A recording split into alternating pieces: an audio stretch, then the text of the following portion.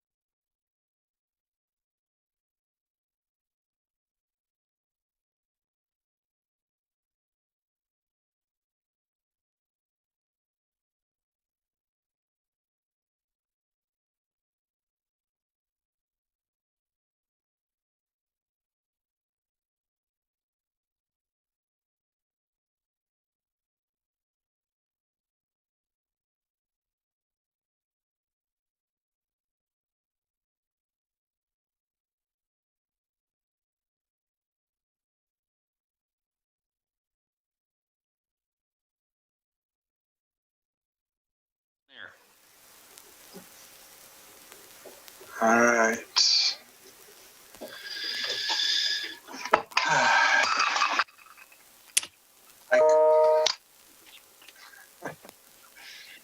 COVID. All right. I call the 2325th meeting of the Milwaukee City Council to order. This meeting is being conducted by video conference. The public has been invited to watch the meeting on the city's YouTube channel, our Comcast channel 30 in city limits, or by logging in to the Zoom video conference as an attendee. The public may submit comments in writing by email to ocr@milwaukeeoregon.gov. There will be opportunities for the public to give oral testimony during today's meeting. When it is time to take public comment, staff will monitor the email inbox, the Zoom participant list, and the Zoom chat to see if anyone would like to speak. We will take comments in the order that they are received and seen.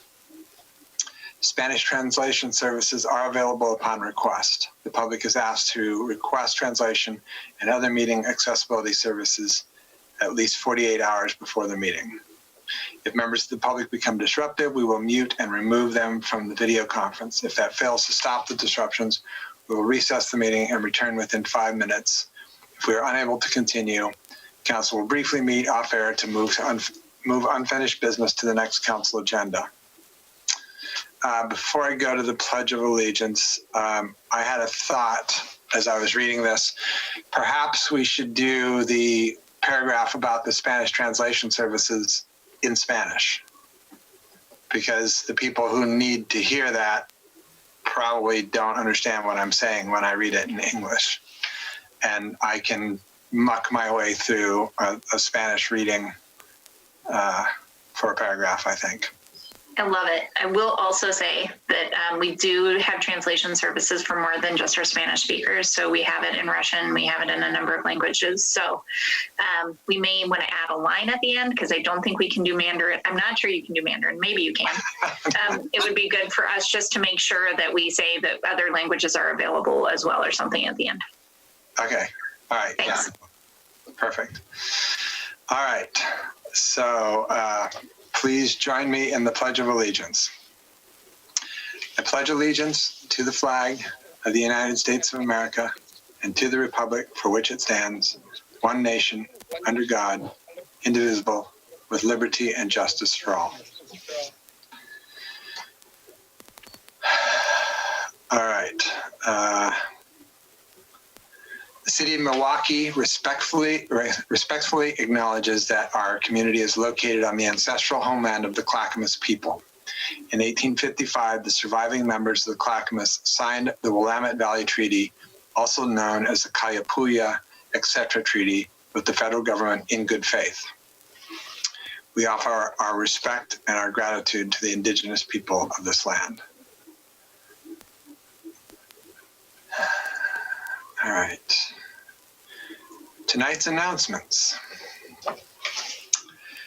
The city launched a new online engagement platform on November 12th called Engage Milwaukie.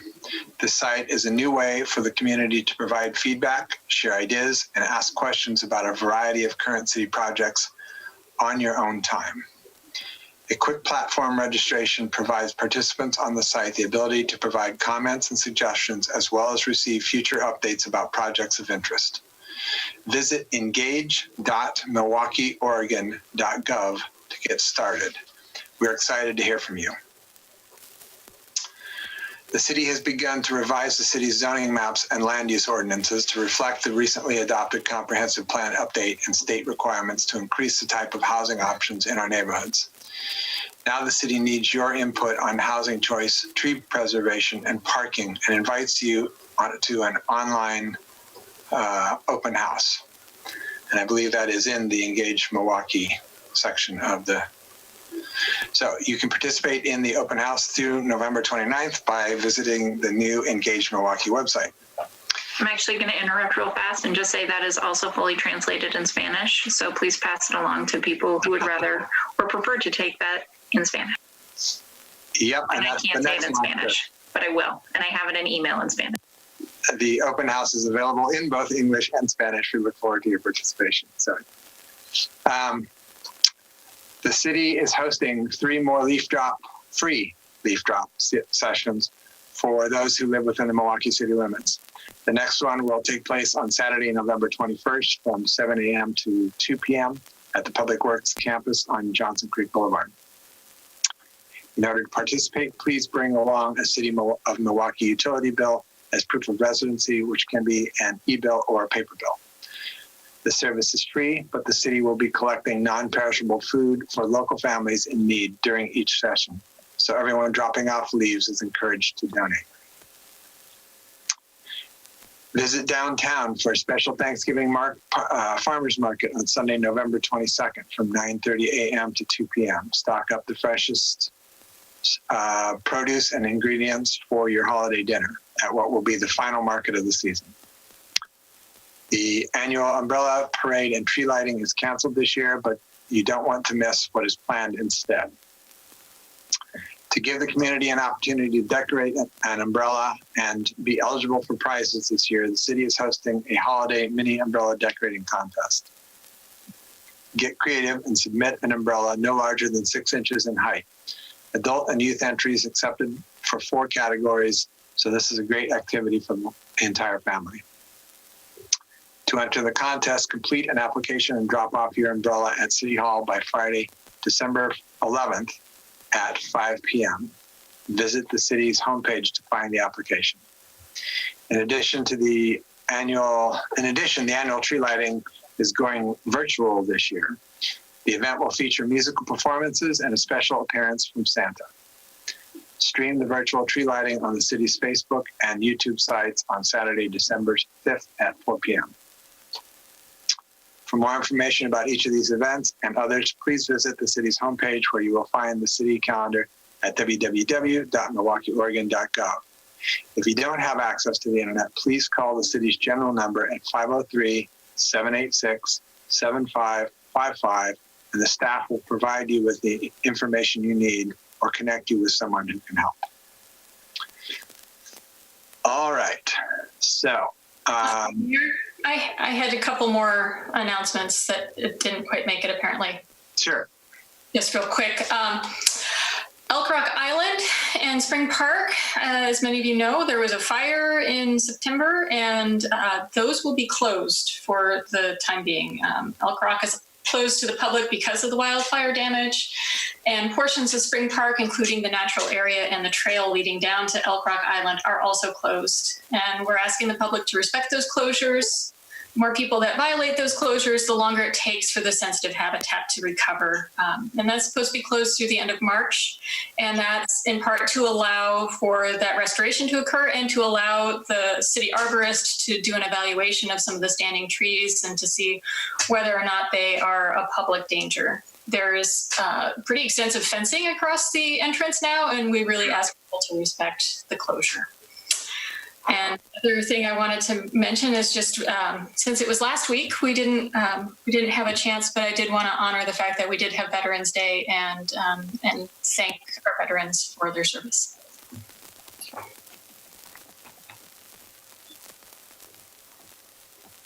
All right. Anybody else? No, I was just going to say, Councilor Heisey stole my thunder. I totally had a write-up from Kelly Brooks saying exactly what I had to say about Elk Rock Island, so I deeply appreciate you doing that. Cool. Okay. Then our next item is the Milwaukie High School Outstanding Student Achievement. And this will be presented by our wonderful Milwaukie High School principal, Carmen Gelman. Hi, thank you.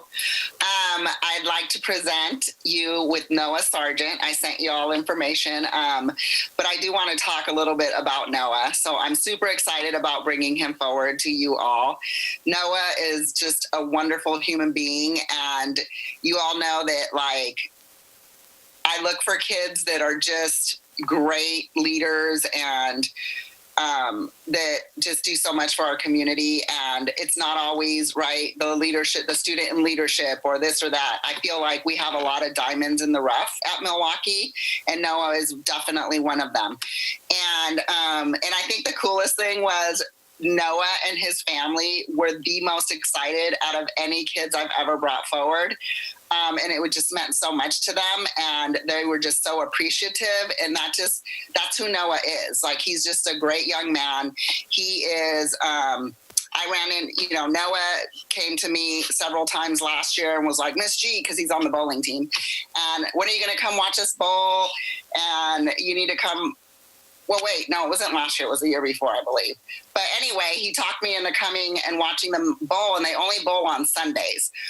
And so he really advocated for that. And Noah's also an advocate. And I put that in the information that I sent you. He advocates not only for himself, but for others, for his classmates and friends. And so I went to go see them bowl, and it was such a great experience. And I learned all kinds of things about bowling. But it was just, and they were so appreciative. Again, they were, Miss G, come take a picture with us. And, just really thankful. And I think that's just who Noah is. He's just a really appreciative young man. He cares about others. He helps others in the classroom. He's humble. He's just a great human being. And so, Noah, I want to read some things to you that some folks from Milwaukie said, and so that you can hear. So I have had the opportunity to interact with Noah numerous times over the last few years. He is a true Mustang. He is always willing to lend a helping hand to staff and students. He exemplifies the Mustang spirit. He is caring and polite, and he strives to make the school and world a better place. He is well deserving of this honor, and that comes from Mr. Seal. I had the pleasure of having Noah in class for 2 years. Noah is truly an amazing student. Not only does he show up prepared for class each and every day, but he brings a smile and a passion for learning. Noah has a huge heart, and he genuinely cares about those around him. I look forward to hearing about all the amazing things that he does in the future. Congratulations, Noah. From your leadership teacher, Miss Egan. Noah was on the tennis team my first year coaching and as a returning player. He was quick to help out his teammates. He was a strong communicator, always letting us know if he was unable to make a practice or a match, and he worked very hard to keep his grades up. You could tell that his true passion was cars and engines, though, and he could talk for hours about the inner workings of motors. I'm excited to see how he continues to grow. Your tennis coach, Miss Studi. And lastly, Noah, AKA Sarge, he's an amazing person. I've had the pleasure of having him in math every single year since his freshman year. I have witnessed his integrity and ongoing generosity in the classroom, hallways, and cafeteria.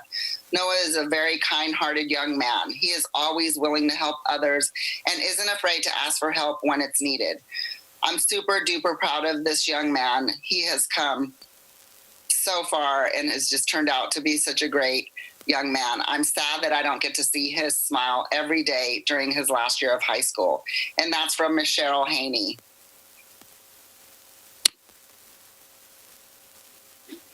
Hello? Yes? Hi? Oh, did I disappear? No? Oh, okay, sorry. But anyway, Noah, these are some comments that were sent to me. Obviously, I can't read them all, but I just want to thank you. You're such a great young man, and you're such a positive person in our community, and just thank you so much. It's an honor to get this award, and I'm very happy that I was able to help others. We can't hear you. Can you move closer to the microphone, wherever it is? Can you guys hear me now? Yes. Okay. Well, I was saying is I was very honored to get this award. Thank you, Ms. Gelman. And it's just kind of how I am. I love to help others, and that's that's how it is. Cool. Thank you. What are your plans for after you finish high school? My plans consist of going to become an auto mechanic first, and then slowly down the road, as I grow in that field, open up my own business and have my own auto shop. I'd actually like to reopen my great-grandfather's auto shop. Mm-hmm. Cool. Are you learning to work on electric cars? Electric, yes and no. We don't get many electric cars in the school shop. We did get one electric Jaguar, and that was pretty exciting to work on. Very cool. Nice.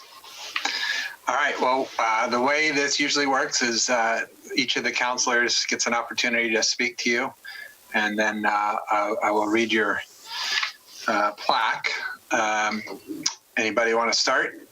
May I? Everybody. Wilda, go ahead. All right, thank you. Yeah, very impressive, Noah. Not only, the academic type of things, but all the other extracurricular activities. And I loved reading about your leadership and how you step forward. And I really appreciate that you want to work on cars. I have a grandson-in-law that is an auto mechanic also, and so I know how valuable that is. And I wondered if you had checked into Clackamas Community College, where they have the automotive classes. So it sounds like it was tailor-made for you out there. So thank you. We're so honored to have you with us tonight, and we always appreciate the students that Ms. Gilman brings, and believe me, there's just a wide variety of excellence out there, and it gives us all hope for the future. So thank you. Thank you. Lisa, go ahead. Sure. No, first off, I'm just going to observe that your family is way ahead of me in terms of the decorating. So good for you. I have not gotten out my Christmas decorations yet, but the time is coming, and it's probably coming soon. I wanted to ask you about the automotive because to tell us a little bit more about it, because I don't know, back in the Middle Ages when I went to high school, we called it VOTEC, Vocational Technical School, where you went separate from the high school. But do you have automotive classes at Milwaukie High School, or do you go to Sabin for those? And can you talk just a little bit about that? We go to Sabin-Schellenberg for those kind of classes. Okay. And I really have fell in love with the automotive program over the past 4 years. I enjoy the company of the teachers. I enjoy the company of the other students. It's just a really good experience, and I love working with my hands. I've always kind of had that passion to work with my hands. And is that, you mentioned your great-grandfather, so is that something that's come down through generations in your family, or are you kind of picking up something that was left off by your great-grandfather? Well, he taught his son, my grandpa. He taught everything to my grandpa that he knew, and sadly I wasn't able to meet my great-grandfather. Otherwise, I'd probably be tearing an engine apart right now. But it's been passed down through the family a little bit. Yeah, so good for you. I actually was able to get his toolbox that he had in his shop from my grandpa. Oh, nice. Nice. And was his shop here in this area? Yeah, it was down kind of on 82nd, down where Connects was. Okay. Okay, great. I was just going to ask you out of curiosity, are there any girls in automotive these days? Yes, actually, there's quite a few. Yeah. Okay. Yeah. Good. When I was going through, there was one or two, and they were like the pioneers to do that stuff. But I'm glad to hear that there's more now. So wish you all the best. I feel bad for you guys at Milwaukie High School after living in the pods for 2 years. Then you have this beautiful high school, and you're not really getting to enjoy it.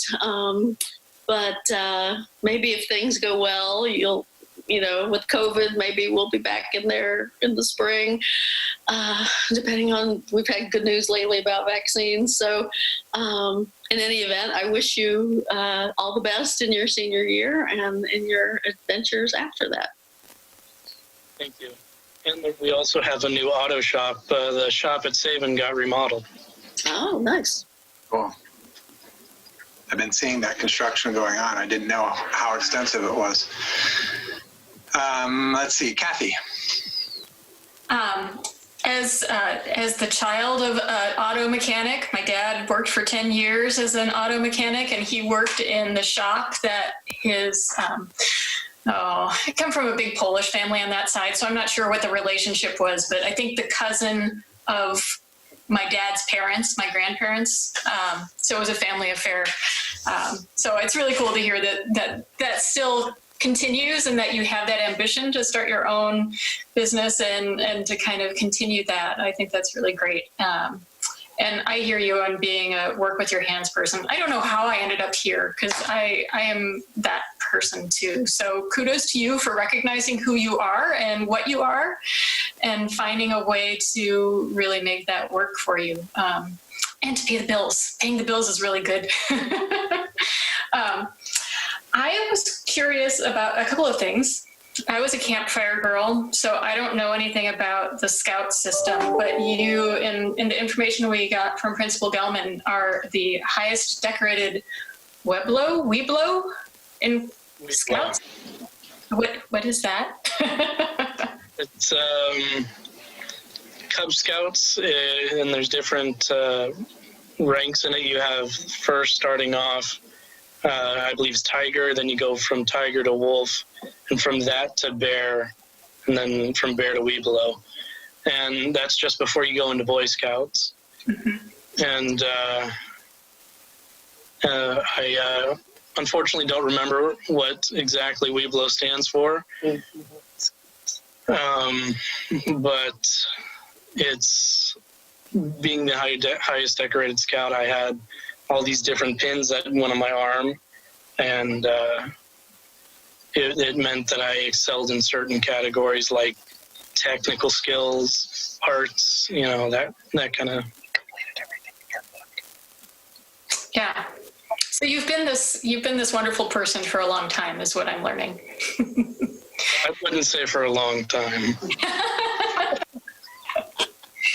You've been consistent throughout your life. How about that? We'll go with that. That works. Well, thank you for the opportunity to meet you. And I'm so glad that you're doing what you're doing. It's really great. And I'll put in a plug for EVs too. You've got 3 EV drivers and at least one, more than 3. Anyway, you're talking to a bunch of EV drivers right now. So we would love to be able to bring our cars to you in the future. Well, I'd be happy to have them. All right. Thank you. Am I up? You're up. Noah, every month, Principal Gelman brings us these incredible students, and you're reading through the information she shared. Just, I think it just brought a lot of joy. I think it's always, Carmen, you're always surprising us. And I feel like we're so lucky in this community. So thank you. It's funny, Counselor Heisey and I share some similar experience growing up. I also came from a big giant family, German Catholic, not Polish, but some of my most just favorite memories are spending all of my childhood in my uncle's and my dad's garage. He and his brothers all worked on and raced stock cars. And so the smell of, the tires on the concrete and the sound of the tools, it's just one of those things that I just carry with me. I'm just super fond of. And I'm curious if you remember what the name of your great-grandfather's garage was, even if you didn't get to meet him or have that experience yourself. Do you remember what the name was? And would you consider that for your future, for the grand reopening? Yes, of course. His shop was named Michael's after him. That's it. That was his last name. So. Gotcha. Michael's Automotive. Hopefully, I can actually achieve my dream. So. Yeah. Well, I think that's such a a wonderful goal that you've set for yourself, and I wish you all the best. I really hope you can do that. And you know, if you don't get a chance to, you know, since you are missing out on the new buildings, you know, maybe you could bring those skills back and teach some future Mustangs all the great skills that you've learned. You know, maybe another way to help pay the bills. And it also sounds like you really enjoy sort of giving back, and so you know, maybe there's something there. But I also loved, you know, one of the things that Principal Gelman wrote was that you treat your mother with a lot of respect. And I loved seeing that. I don't know, is she there with you? She's right here. Hi. Hi. Well, thank you for raising such a wonderful young man and allowing him to spend the evening with us. And congratulations to you all. Thank you so much. All right. Well, I'm kind of curious, since we have your undivided attention, I'm curious to hear from a student's perspective what learning in the world of COVID is like. I don't get often an opportunity to ask. I would say there are some difficulties to it. Not being able to see your friends and not being able to have that kind of connection with your teachers and not being able to get to them fast with a question or anything. But to look on the bright side of it, it's actually really easy and really productive. It can make you productive to get your work done and things. So, yeah. Yeah, I imagine the automotive classes have been not nearly as much fun either. Well, I do not know yet. I have not been in those classes yet. This year I'll have them next quarter. You'll have to report back and let us know. Will do. Well, I too look forward to the day that you have your shop open back in the Milwaukie area, and we all know a great mechanic that we can trust and bring our cars to. And I think the future probably is electric. I think we're seeing more and more of those come online, and obviously with climate change, it's going to be imperative. So I would concentrate on that if I were you. Yeah, you. I was a Cub Scout and a Weeblo myself, and look back fondly on those days.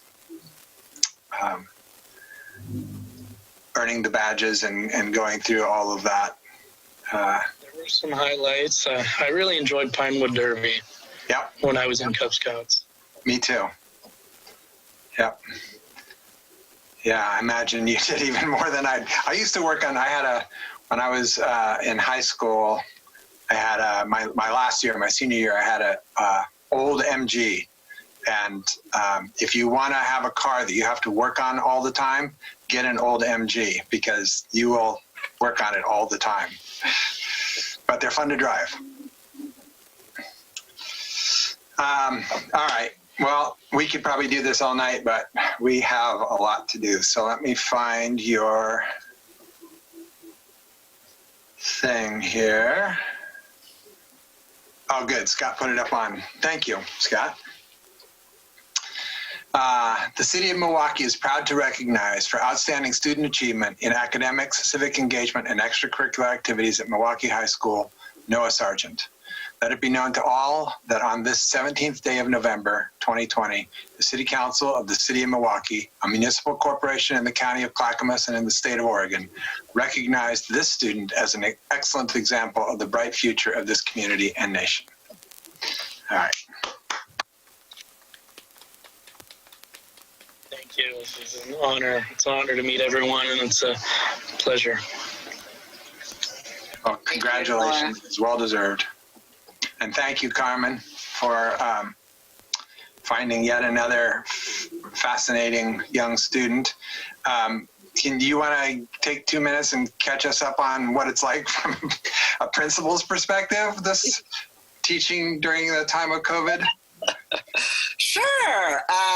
It's really difficult. It is. We miss our kids. We miss our kids a ton, and I think it's just been really hard on not only our students but our staff. It's a really heavy lift. You know, I substituted actually for a class the other day, and I got to experience what my teachers experience and my students, and none of the kids had their cameras on. It was like it was so weird. But they communicated with me in the chat, or they used the microphone, so that was cool. I think it's just hard, you know. It's hard to help kids in the moment, like Noah said. It's hard to, and we know we have a lot of students also whose parents are working all day, and there's just a lot of other things going on, and so it's difficult. We just ended the first quarter today, so we had to split up the semester into 2 quarters because of online. So we just finished the first quarter today, and tomorrow is when all the grades will go in, and then Noah gets to start his automotive class Thursday or Friday. Is it Thursday, Noah? I believe it is Thursday. It might be Friday, but I'm sure it's Thursday. Yeah, so it's just been rough, you know, but I think the positive things about it is that it really makes us look at our systems and look at how we're supporting students and just finding other creative ways to engage and to set things up. For example, when we're in a building, we've always had tutoring after school, and we haven't had tutoring. And so based on just finally really getting to know this online platform better the first quarter, now going into second quarter, we're going to develop tutoring after school and Saturday school so that kids can get more support. You know, we have several teams. So for example, because people are working from home, people ask, well, what do the secretaries do? What do the campus monitors do? Right? Those kinds of things. Every single staff member is on a team. We meet weekly. We look at our students. We go through the list of kids that are struggling. We do outreach. All those things. And then for like certain classes, we order, like art, for example, we order art supplies, different things like that. And then students pick it up or we drop it off. So we're just trying to figure out, I think our biggest issue is just worried about our kids. And we miss our kids, and we've got this beautiful building, and we worry about them. We worry about their mental health, and we worry about their academic success. So, but we're in it, and we've got to get through this, and that's what we're doing, and we're trying to stay positive, and it's all we can do, right? We can't control things, and so. Nope. Well, we commiserate on the brand new building that no one can use, that brand new library that we have that no one can use. Yeah. It's really depressing. Yeah. But with any luck and some new leadership, maybe we'll be out of this before too terribly much longer. Yeah. Yep. I hope so. All right. Well, thank you very much again. Thank you. We look forward to seeing you next month. Thank you. Thank you, Noah. Thank you, Ms. Gelman. This was an honor. I'm honored as well. Thanks, everybody. All right, bye. And Noah, sometime in the future when COVID is over, if you want to get that picture together, we can do that. I think we should. All right. Cool. All right. Bye-bye. Bye. Bye, guys. All right. Our next item up is the library services update, and this is going to be presented by our library director, Katie Newell. That is a tough act to follow. Noah was just wonderful. So anyway, hi, I'm Katie Newell from the Leding Library. Thank you all for being here tonight. And I just wanted to kind of give you a quick update on how the library is offering services during COVID. But before we closed, I want to tell you, we were totally rocking it. Between January and February, we checked out over 105,000 items. in 2 months. And then in March, we were only open until March 14th, we checked out over 33,000. So people were using our library. They were so excited that we were there. We were averaging over, 21,000 people coming in each month. So that, even in February is a really killer month usually, and we had over 22,000 people come in. So people loved the new library. I just wanted to let you know it was great until March 15th when we had to close. And it was a very sad day for all of us to have to do that. We have been very lucky. The patrons have just been so supportive. Just today, we got, golly, what's it called? A Danish Kringle from a patron who brought this in because she so appreciates all that we do. So this is the kind of people that we have supporting our library. It was a wonderful thing. I haven't had any yet, but I'm hopeful to have some soon. It's real good. Oh, yeah. Well, it looked really good, and I was going to, and I was like, no. Let's give it a day. Let other people first. So you're sounding also, just so we're clear, like you're from my hometown of Minnesota eating a Kringle. So it's also making me feel a little nostalgic for Minnesota. Yeah, well, it was. One of my staff members was, oh my gosh, my father-in-law, he loves these Kringles, Danish Kringles. He wants one. That's all he ever wants for his birthday or Christmas or something. I'm like, what is a Kringle? So obviously I was out of the loop. Oh, worth it. Mm-hmm. But welcome. They definitely caught me up and told me exactly what a Kringle is. So I'm looking forward to having a piece. So it was big. It was huge too. So we closed on March 15th, and we sent staff home on, I believe, the 17th or 18th of March. Then April 6th, we started bringing staff back, and we started the curbside on May 26th. And that went very well. We started being able to check out items again. I'm trying to see how many. When we started June last year, let's see, we only started out with 11,000 items. But then July, we checked out 19,000, August 22,000, September 22,000. So people are using us, and we're very excited about that. We also, during the pandemic, we offered a lot of online things for our patrons. We have a weekly storytime video that Jana and her crew every week film a story time. It's on YouTube. We have a weekly Read to the Dog program that kids are still able to read to the dog. We have a weekly Lego Club video that has been very popular. We have online homeschool challenges, 2 per month. So we're trying to keep the whole homeschool, which I'm sure is going to be growing for the next several months. We have weekly online challenges during the summer for kids and teens. We did summer reading programs for all ages, and the adults had 60 people that signed up, and we had 2,270 kids take logs, and 382 finished them. So even though they weren't able to come in, they dropped them off. We told them, make up your own log. You don't have to use the official one.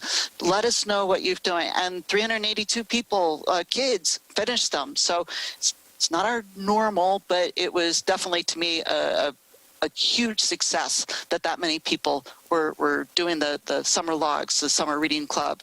We have 3 book clubs for adults that is online, and they're growing. We had the interview with Dark Horse owner Mike Richardson online. We did that on YouTube. We added some databases for Creative Bug and Bookflix, which is in Spanish and English, and they offer materials for younger kids and older people. So we have those.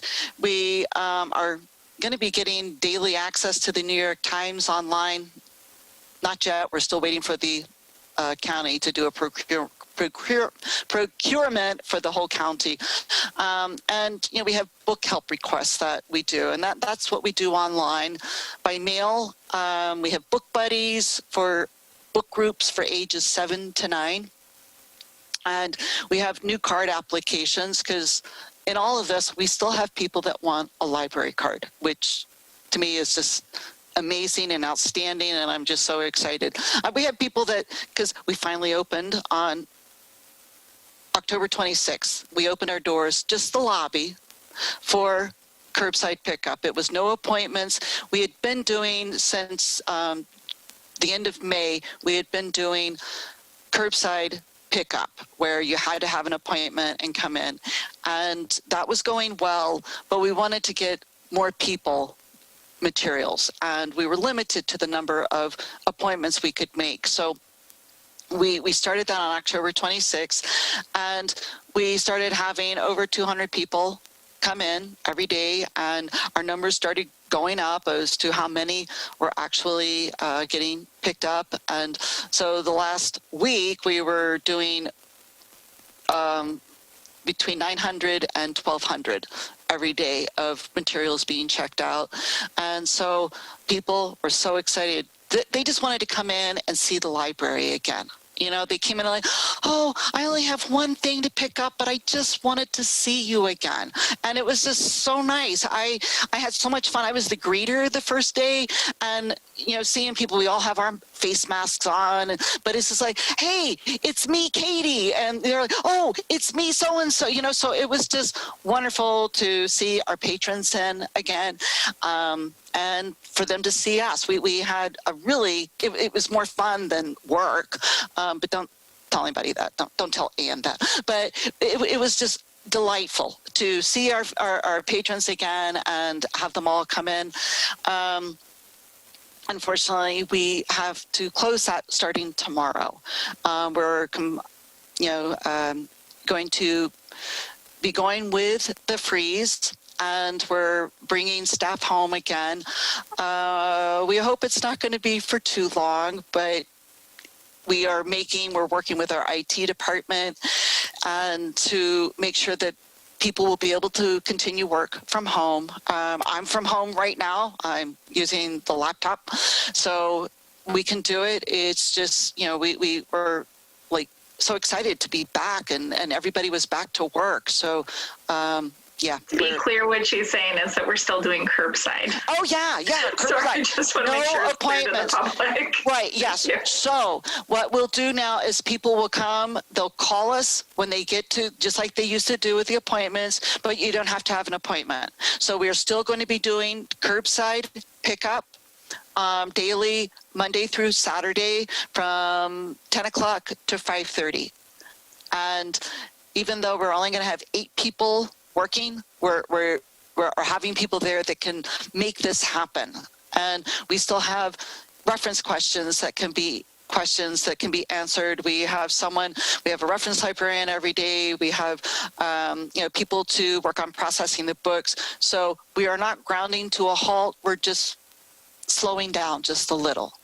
But I'm really excited. I got kind of waylaid here.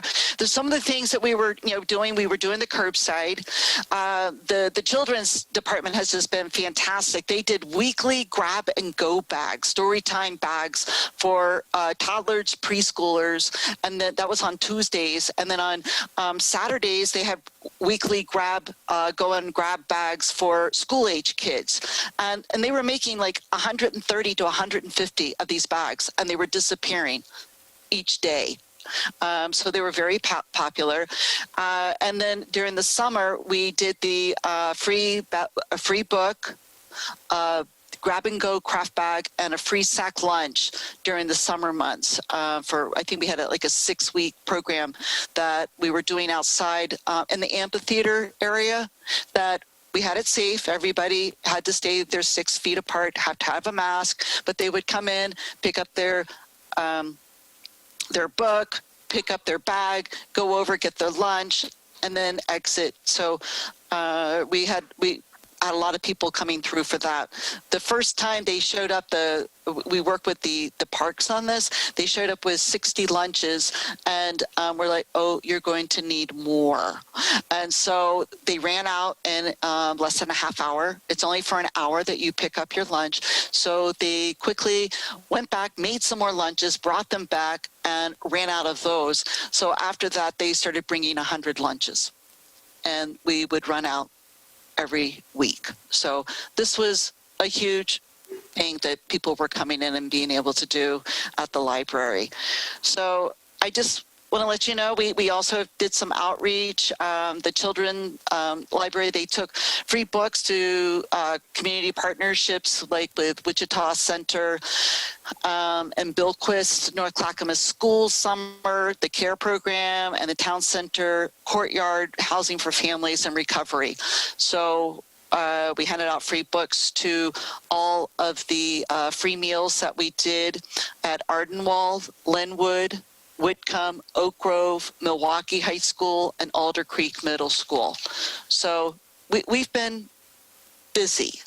So don't think that we're not doing anything. Well, and I actually just wanted to call out Katie and her team, because out of all the things that we do here at the city through COVID, her team has actually had to change things up more times than anyone else, and on a routine and regular basis, in order to try and maximize the services that we've been providing to the community.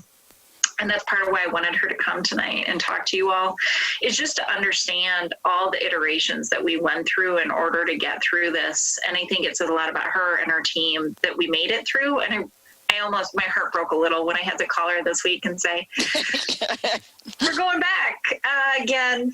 And I think she and Kim did a lovely job, and Janice stepped in when she returned to the office this week. And I really appreciate that we've made it through. So the biggest thing for the community to know is, A, your team's been working really hard, and B, that we are still available. We just need you to come through ordering online or calling in. And it may take us, if you call in, it may take us a couple of days longer than we had previously taken in order to get you your books. But please know we're on it, and we're super excited, and we're doing this to keep staff spaced so that we don't end up having people get sick. So, Katie, thank you. That was wonderful. Yeah. I really appreciate it. So if anybody has any questions, you can always give me a call, give me an email. I'm working from home for a couple of weeks here. I'll be going in on working on Saturdays. I'll be the reference person on Saturdays. And I'm going in, like, I think Thursday morning, because we need a reference person on Thursday mornings. But otherwise, everybody, we're going to be having a reference librarian there every day. We will be having the CERC people. We have a supervisor there every day. So we're able to still provide service. So keep those requests coming in. Great job. Thank you. Thank your team for us. I will. All right. So the next item is community comments. Before I read all of this, Scott, do you know if we have any comments? I see no hands raised, Mr. Mayor, and I see no emails. Douglas, Carrie, Neil, let's see, who else? Wendy, anybody have any comments, or should I read this? Okay, then I'm gonna skip. Neil does. All right, so. I will let him to speak. Just a minute. Okay. This is the part of the agenda during which council will hear community members' statements regarding city business. Those wishing to speak, please raise your hand or indicate you wish to speak. Before you make your comments, please state your name and city residence for the record. If you would like the city to follow up with you, please submit your contact information to ocr@milwaukeeoregon.gov. As council has other business items on the agenda this evening, speakers will be limited to 3 minutes each. Because information provided during community comments may be new, the city manager will respond at the next council meeting to those comments that require follow-up. Before we begin, is there any follow-up from the October 20th community comments, Ms. Over? No. Fair enough. All right, Neil, if you are on, let her rip. And I apologize I was away from the screen for a moment and had myself muted. I know Scott excuse me if I'm doing this at the wrong time. I just wanted to comment in support of the tree code. Is this the appropriate time to do that, or is that later? Technically speaking, it's later. Okay, I'll just wait till then. Okay. Sorry about that. No worries. Anybody else? All right. Next item is the consent agenda. I am going to read items A, C, D, E, and F, and Scott's going to read B because it's changed. So tonight's consent agenda includes the minutes of the October 6th, 2020 work session, the October 6th, 2020 regular session, and the October 13th, 2020 study session. Scott? Item 3B for council consideration is a resolution making the city's first youth board and committee member appointments. Joanna Albright and Lucy Rose to the Arts Committee, Dylan Jeske to the Design and Landmarks Committee. And then the two changes, we got some names flip-flopped between the Library Board and the Park and Recreation Board. So sorry about that, but the nominations for the Library Board are Jenna Stein and Reese Healy. And the nominee for the Park and Recreation Board is Jackson Calhoun. And to note to the public, there was another name on there for a student named Ever Garcia, who we were not able to contact to confirm, so their name has been removed. All right. We also have a resolution reappointing Tony Lewis to the Public Safety Advisory Committee, a resolution authorizing an intergovernmental agreement with North Clackamas Parks and Recreation District for Milwaukie Bay Park Phase 3 funding. We have a resolution acting as the local contract review board, approving a contract for the Linwood Avenue Safe Routes to School project, CIP-2018-T48 to D&D Concrete and Utilities. Very exciting. That's going to be an awesome project. And an Oregon Liquor Control Commission application for pint-sized pub at 11301 Southeast 21st Avenue for off-premise sales. I had to look that up to figure out where that's going to be. That looks like it's going to be at the food carts. So, new pub coming to the food carts. All right. Does anyone wish to remove an item from the consent agenda? No. So I will move to approve the consent agenda with the changes that the city recorder read into the record. A second. It has been moved and seconded to approve tonight's consent agenda, including the changes that the city recorder read into the record. All those in favor? Aye. Aye. Opposed? None heard. It passes unanimously. So before you move on, I just wanted to comment on one of the things on the agenda. Well, maybe two of the things. One is Linwood, yay! Right? As we discussed in our work session, a lot of excitement around seeing the Linwood contract go out.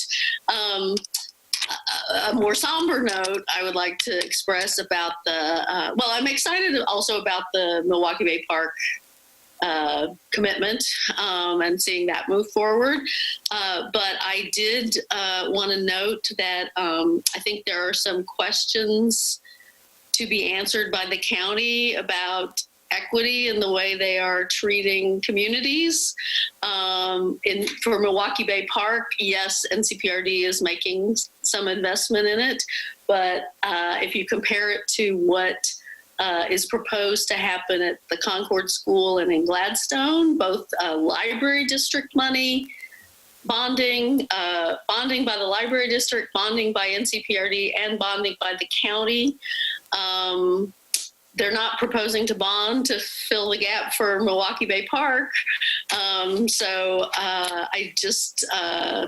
don't want to belabor this tonight, but I do just want to put it on people's radar screen that I don't think we're necessarily getting entirely equitable treatment from the county. And I think there's some things there we want to watch. Well, and the fact that we passed a bond to build our own library. Right. Right. Yes. Oh, yes. The Gladstone Library. I mean, they got their $1 million and they're and spent it already. And now the county's coming up with $5 million to build them a library, and we bonded for our own. That's right. So, to be continued. Yeah, and since we're doing commentary, I'll just say, yay for our youth committee appointments. I'm thrilled Also that very exciting. and I hope that all of our existing committees are ready and able to welcome these new arrivals to the table. Yeah, I look forward to being a fly on the wall in some of those meetings. Well, and just since it's come up, Scott's also taking some time with the youth members as a group, not just individually at the committee level. So they will also be having experiences as a team. I really appreciate him taking a leadership on that and helping make sure that this is a quality experience for our students. So thank you, Scott. Yeah, Scott, good job. It's awesome. Now, this is a big deal. A lot of cities have student city councils that, they pat on the head and say, nice job. And that's pretty much the extent of it. But we are actually putting voting members on our advisory boards that are young people. And that's extraordinary. The future of our country. All right. Business items, executive session, news, media policy, a discussion. Why does it say executive session? Because it's when the media can be in an executive session. Oh, I get it. Okay. I was like, but we're not doing an executive session. Got it. Yes, thank you, Mr. Mayor. Hopefully this is fairly quick, but back at the retreat in January, City Council spent some time looking at an executive session, examples of other cities' executive session news media policies. At the present time, the city doesn't really have one, except that we adopt state law, which, as you know, Oregon state law allows news media representatives to be present in executive sessions. They cannot report on what they hear, but they're allowed to be present. And we've gotten along, for a long time without a policy per se, but about a year or so ago, staff had some discussions, and we've had instances where we could have seen ourselves getting into a point where we weren't sure about whether or not somebody should be admitted. We know we've heard stories from other cities where it's been very helpful to have a policy defined. So that's the genesis. We brought this to council in January. Council agreed that it's something we should look at. I meant to bring this back much earlier in the year, but then the year of 2020 happened, and here we are. Staff drafted an executive session news media policy. The simple goal is to help guide the city staff most directly, who would be the ones to be contacted, to give us a framework for how we admit people. So that's the draft you see in the packet. Councilor Beatty provided a few edits to propose. So if it's helpful, I can share my screen here and show you a working document of that. And what staff's looking for this evening is this is a first attempt, and I have no doubt that there are things that need to be changed. So what do those things need to be changed, or are you comfortable with it? And so let me get my computer to cooperate here and bring up the policy. Okay, can everyone see that? Okay, so the comments that Councilor Beatty proposed in the purpose section, she suggested that replacing the words according to with the for purpose of the city's compliance with state law. Adding an A here where it should be may instead of might. And then under scope, she pointed out that maybe we should make sure the scope clearly states that these also have to deal with how we're meeting in the pandemic times of in-person and or phone or video conference. So that's she made those. Then there have been, Councilor Beatty raised the point, well, actually, before I go to the next point, are there any concerns about those proposed edits? And I can only see Kathy and Lisa in this view, so if you have something to say, you might have to say something. No concerns. No concerns? Okay. Thank you, Councilor Beatty, for those. The other concern or point raised by Councilor Beatty, and if you'd like to jump in, Lisa, that's fine, but I heard it raised by somebody else too, I think maybe Ann, that what to do in the cases of a blogger who might be referred to as a solo blogger, someone who's not associated with the news media outlet per se. And that's a very good question, and I would be open to getting your feedback on how we handle that. The intention sort of with this draft policy, as maybe most clearly defined here in section 1B, is it's really pinning who can be in an executive session based on their connection to a recognized news media outlet.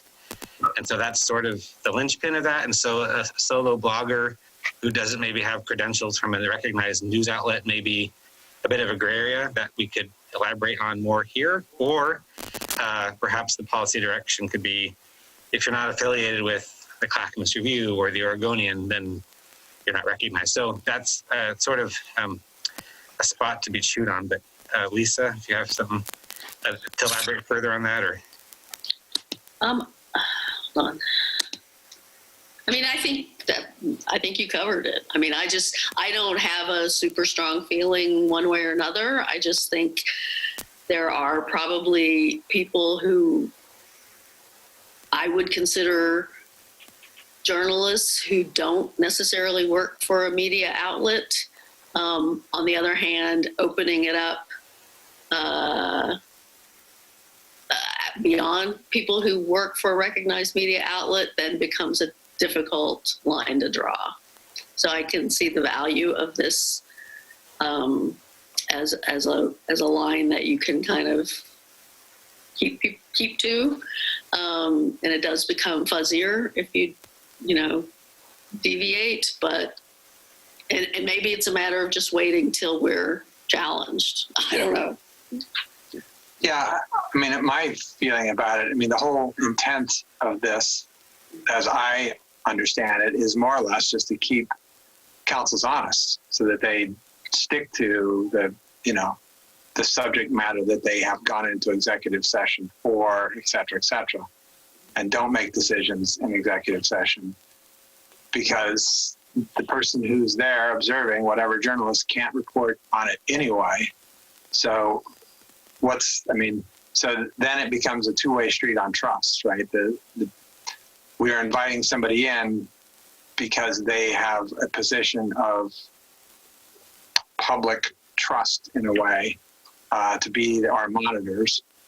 And, a lone blogger, do they have that? I mean, so it's not like there's any reporting coming out of this. So there's no loss to journalism from, if we err on the side of too strict. It's just fewer people that can come monitor us. Well, right. And in truth, I mean, the Oregonian hasn't covered us in years, and the Clackamas Review less and less, has had less and less capacity to do that. So, I mean, yeah, like I said, I don't feel strongly. I could see some pros and cons both ways. Well, I think I agree with what the mayor has said. And I also, part of the reason that I believe from our perspective, it is important for it to be someone who's affiliated with a media organization rather than a lone blogger is accountability. If you break the trust of executive session and you are affiliated with a news organization, there's a different level of accountability. If you're a lone blogger and you break that trust, you don't have any accountability, and there's not necessarily a code of ethics that you ascribe to in the same way that a journalist does. So I feel comfortable with the way the policy is written. Me too.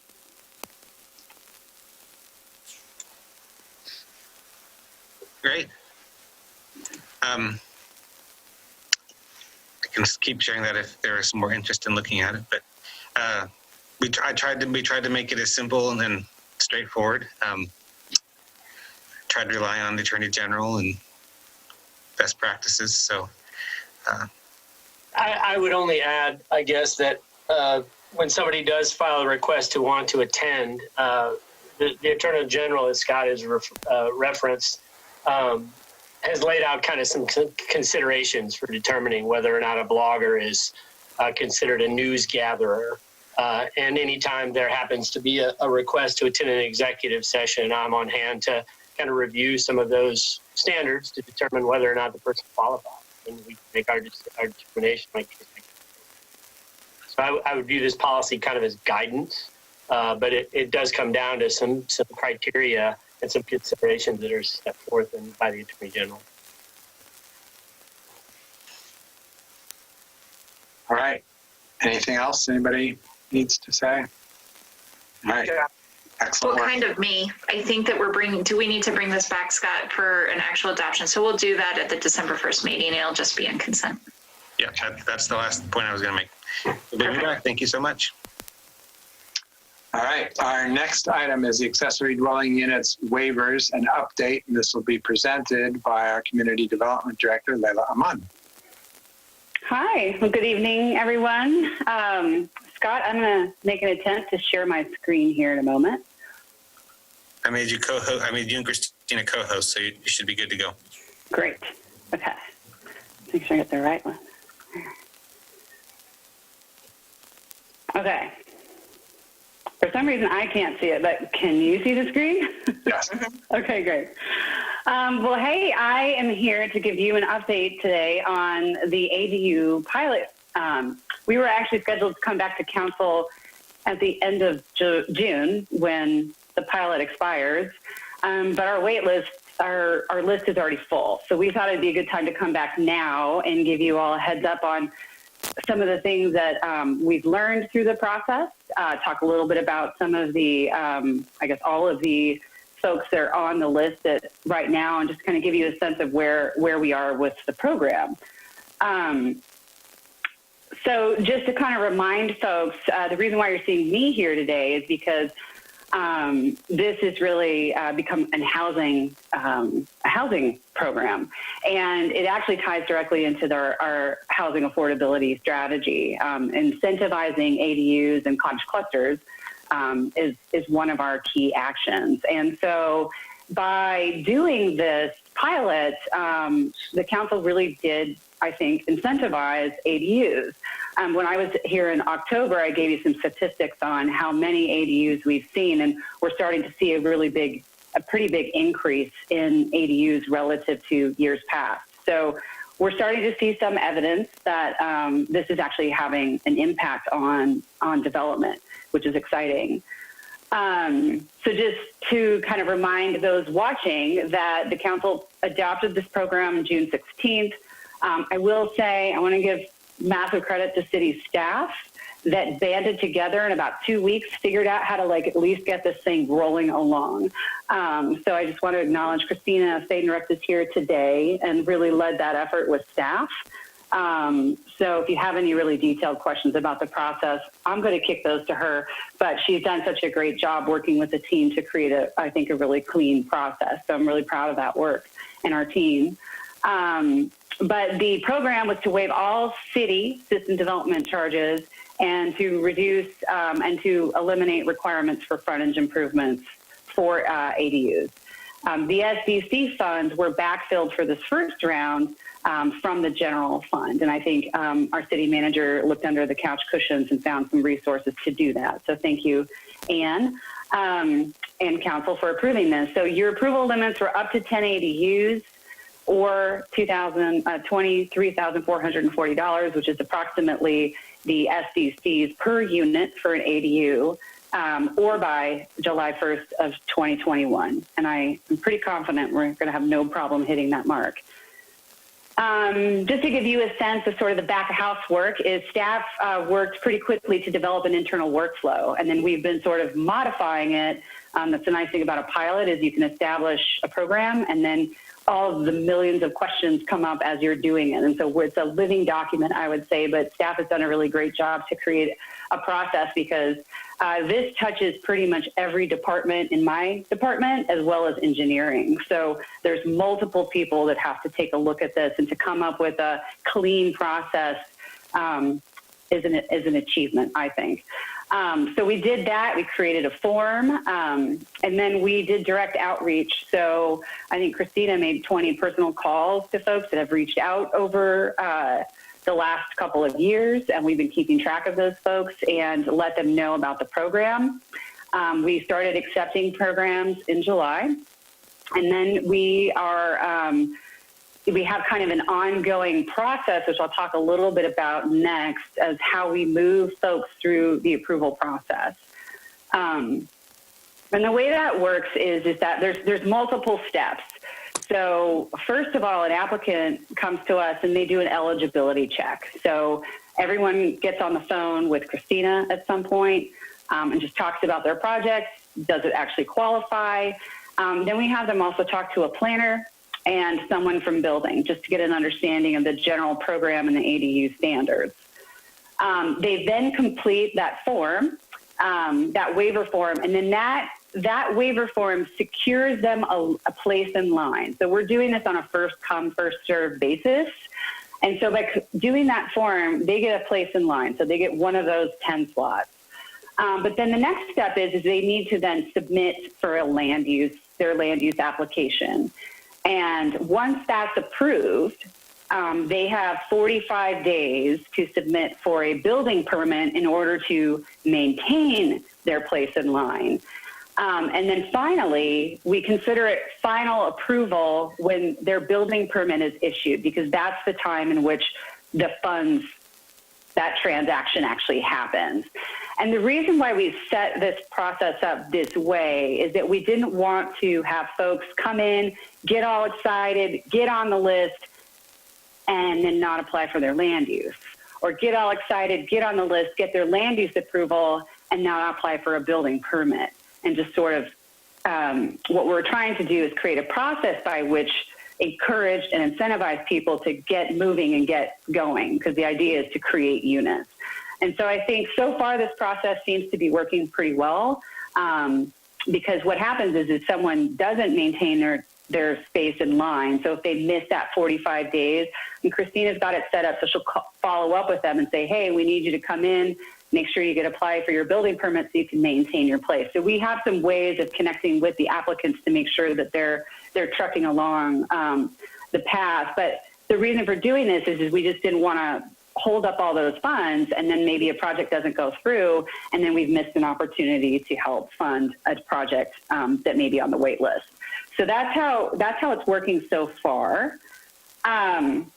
I got a couple questions at the last minute from Councillor Heisey, and we got you answers in time, not in time before work session, but for tonight.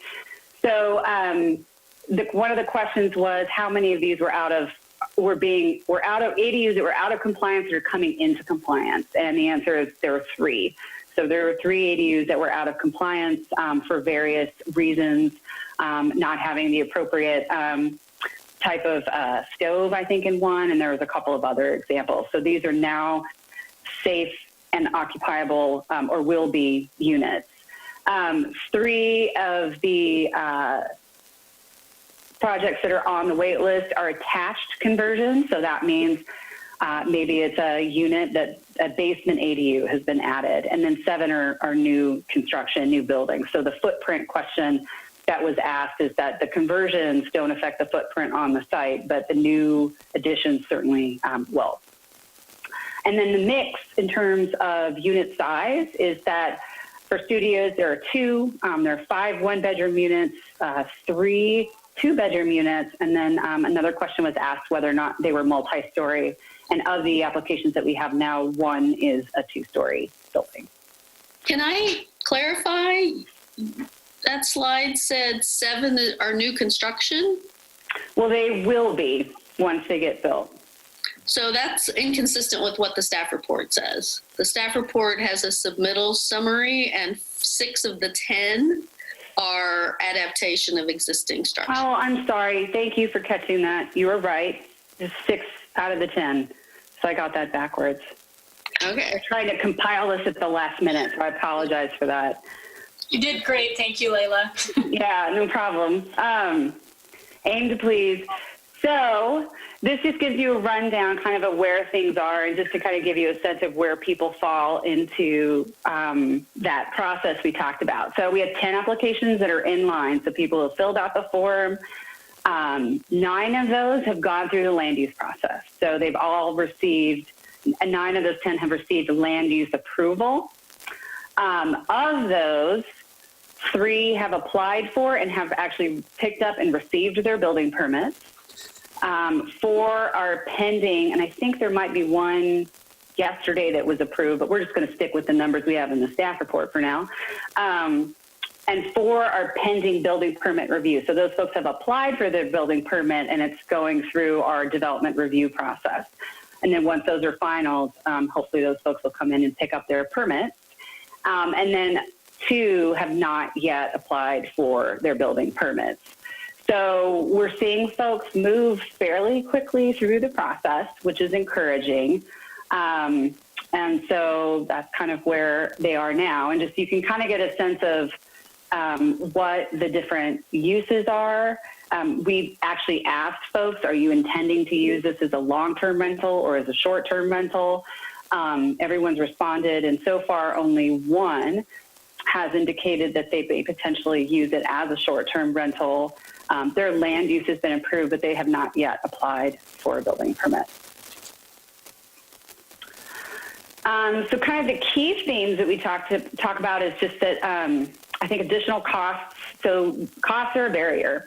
I think reducing the SDCs, because they still pay about $8,000 of SDCs to the county, but taking the city's portion, and then I think the waiver of the frontage improvements made a difference.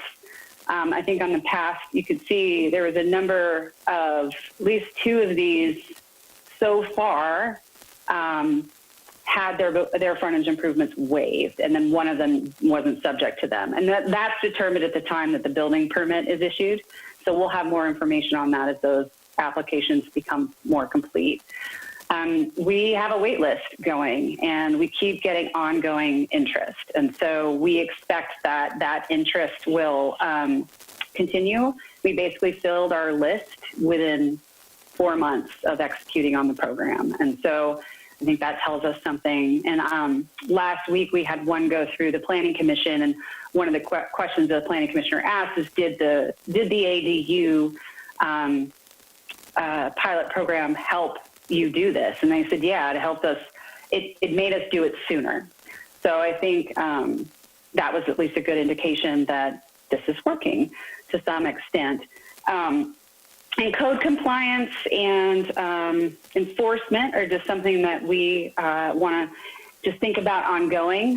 This question of short-term versus long-term, affordable versus not, these are all market rate units. But if there are other requirements that get put onto these, then enforcement and compliance are just something we would need to think about.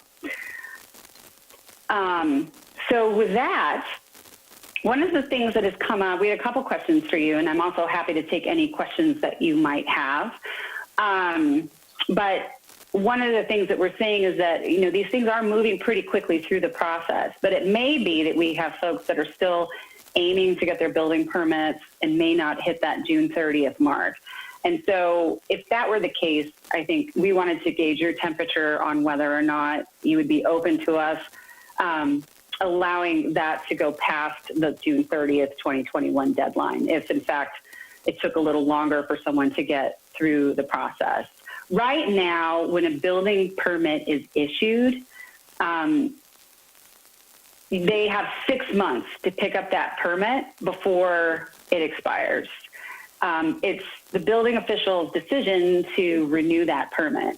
And the position that staff is recommending and would appreciate feedback from council on is that we could go one of 2 ways. Right now, we're sort of sticking with they have 6 months, and we would notify them prior to the expiration date that, hey, if you want to get this grant or this waiver, you need to pick up your permit before the end of that 6 month period. If they don't, then we would probably want to go to the next person on the list.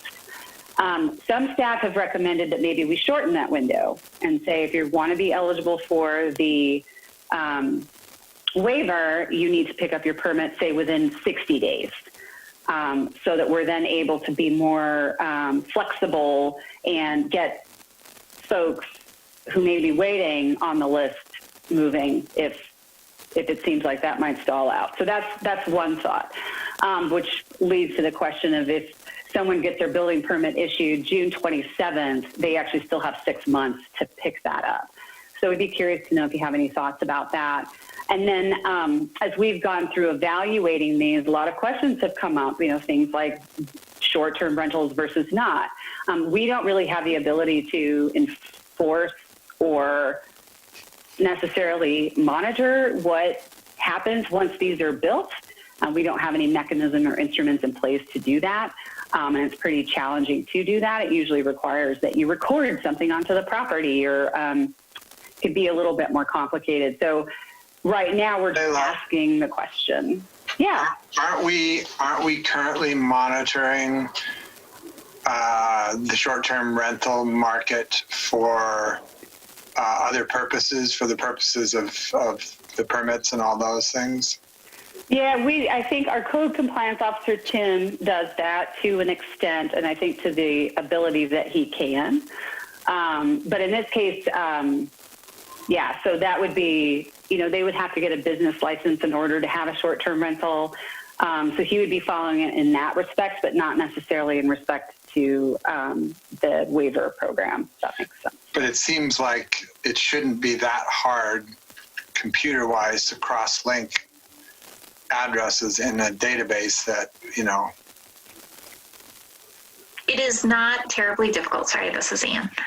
But the issue that we're starting to run into is that Tim is becoming we're adding more and more different things that Tim is tracking for us and have been doing so for the last couple of years without adding staff. So it's just how much time he can put towards a given task. And how important is it that he catches the thing in the moment that it happens? So how important is it that he catches that it's moved to a short term if that's the priority that we decide we want to adopt?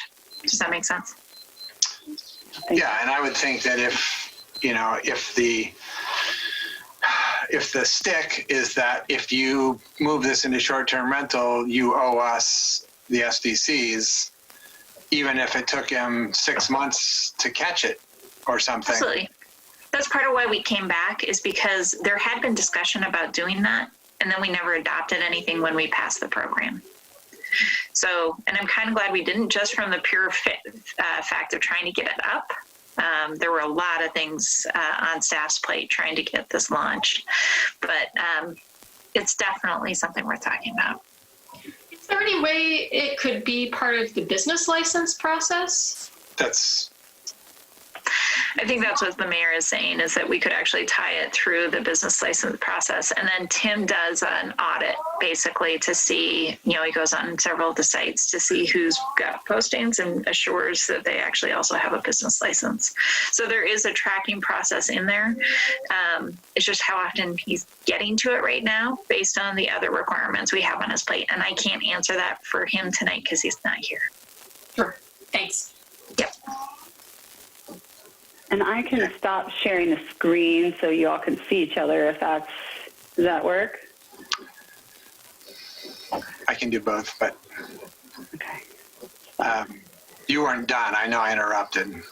No, I'm pretty much done. Can you clarify the timeline thing about picking up the permits? Because it sounded from your beginning like in the chart, like everything was moving pretty fast, but then you're saying like people don't pick up the permits. So people submit their permits for building review, and then they get told, okay, they're ready, but they don't come pick them up because they have to pay all the other SDCs. Is that the thing? Okay. Yeah. So they'll get their building permit issued, but then it's approved. It's not issued until they come in, they pay the SDCs for the county that we collect, et cetera. Then we kind of consider the funds allocated because they've actually been assigned to a specific permit.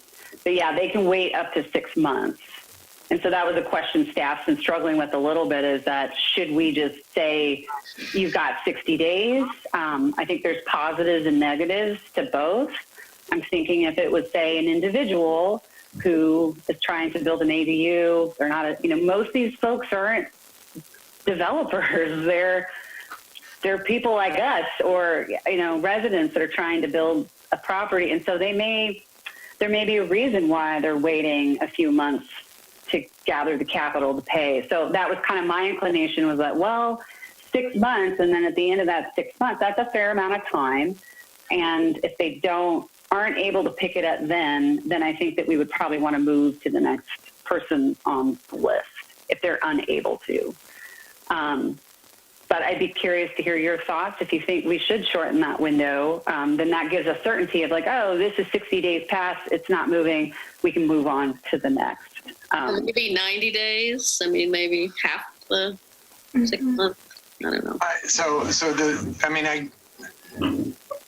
To my view, and this is probably jumping way ahead, but to my view, we're solving a problem that really isn't a problem if we're going to expand this program, right? So if we're saying we're going to do more of this, where 10 was not the end, 10 was just the beginning, then whether it takes somebody 90 days or the 6 months isn't as big of a deal, because it hasn't kept somebody else from doing this, right? Yeah, I think so. And I thought Ann come on, so I don't know if you want to handle this. But. No, I just wanted to add real fast, yes, and I think that council is really explicit that your goal was to get units in the ground. So the speed isn't for the program, the speed is for the goal. And it's up to you all how fast you want it to go. I think that's what Layla's been saying tonight, is this is up to you in large part. We set it based on the time frame for the expenditure of funds. We don't want to waste people's time. We want to make sure we're actually getting the units that you all had as a goal. So I think it's a delicate dance. So I can understand why there would be some delay, like I could, if the average cost for building an ADU in the Portland area is around $90,000. I don't know if that includes SDCs or not. That's just the number that popped up when I did a quick search. And that's a number that's from the state. So if you're talking that kind of cash to build an ADU, then I assume a lot of people are going to the bank for a loan, or they're doing a second mortgage, or they're in some sort of conversation with a lender of some fashion. And in that case, I can see where you would want to be able to say, hey, we've got the building permit, before you go back to the bank and then, really secure the loan and have that final conversation. I think it makes sense to allow a couple months for that, particularly during COVID times, 2 or 3 months. I'm having a hard time understanding where 6 months becomes necessary, and I do want to see these move quickly. And if we're talking about expanding the program, I have real concerns about making it open-ended. I think we need to be clear about how many additional units we want to include in this program. Well, I have a whole bunch of questions that I would have before wanting to expand the program.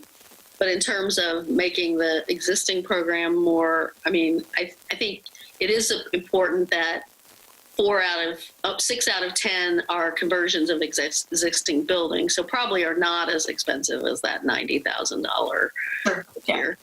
But to me, 2 or 3 months seems good and a way to prompt it along. Mm-hmm. Yeah.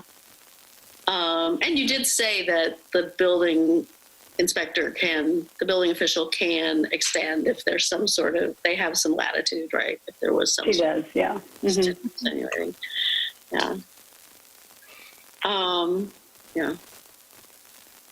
Well, that sounds, so what I'm hearing from a couple folks is that 90 days, 6 months seems too long, which staff was sort of feeling that way too, but we felt like we were coming to you. It would be a good chance to ask you what you thought. If we did something like 90 days, what I like about that is it's sort of halfway through the 6 months that they have. So we can sort of give them a warning at 90 days. And then maybe it's like they have 30 days from that. Like, I'd like to be able to give, or we contact them at month 2. So you haven't picked up your permit. You have until X in order to do that. Now, we have a couple people, we'd still have to figure out how to operationalize that, and we can change the rules. That's the nice thing about a pilot, is that we're able to make some adjustments. And so I'd want to circle back with my team on how we do that, because folks that are currently in the process, I'd like to think through a little bit more about how that impacts them, based on what we've communicated already. But I think that we've been very clear that you're not final approved until you pick up that permit. And so I think it's okay for us to then put in now and say, you now have to do it within 90 days of building permit issuance or approval to get your permit issued. And if not, how does council feel about saying, if they're not able to meet that 90 days, do we just move to the next, or do we give them a little grace period on top of that? The alternative would be we could reach out at 60 days and say you got 30 days to pick up your permit, which would make it clean, and then we're just good. I think that sounds like That's the option that makes sense to me. Okay. Having done project to 120 as the final. Having done projects myself, I know there's all kinds of things that come up when you're thinking that you're almost ready to do something like that. So I think 6 months is fine personally, but I'm not madly opposed to these other thoughts. I do think that the people that we've already told that they had 6 months, we shouldn't go back now and say, oh, we changed our mind, you don't have 6 months. Yeah. I think Wouldn't that be everybody that's in the queue right now? Because that's the premise on which they started this. If they come in, if they bounce into the program because they're on the wait list, then that shortens that time period. Right. And if we're going to expand this. I can So provide anyone context. beyond, oh, I'm sorry, I didn't. Oh, yeah, I can provide some context on the wait list that we have. The wait list that we currently have, there are only 2 that have submitted a form. There are a lot of people interested, but only 2 have submitted a waiver form with incomplete land use applications. I suspect that if they find out that there might be a space on the list of 10, if somebody drops down or somebody doesn't meet their deadline, then they would be more apt to file a complete land use application and move forward with the process, but they are just waiting. So I am anticipating that 3 to 4 months before the June 30th deadline, that's the time period these people have to complete the entire process. So another consideration. So, once they pay their permit fees and their SDCs and they have issued permits, that still doesn't mean they have to start building tomorrow. They still have like a 2-year window or something to build, right? Or a year or something? Yeah, I can't remember off the top of my head, but it's something like that. I mean, I know for planning approval, like planning commission type approvals, it used to be 2 years. Yeah. Anyway, I mean, it means they don't have to have all the money to do everything to get their permit issued, right? So, yeah. The nice thing about getting them to get the permit is that it does start putting a clock on them to like, hey, get it built. Right. So. Right. And again, just to the mayor's concerns, the part where we've invested Samantha with latitude to be flexible in certain circumstances, I think is reasonable. You know, she understands the building process way better than I do. So she can be discerning if someone comes to her with a case that is sincere and valid for why it just couldn't happen.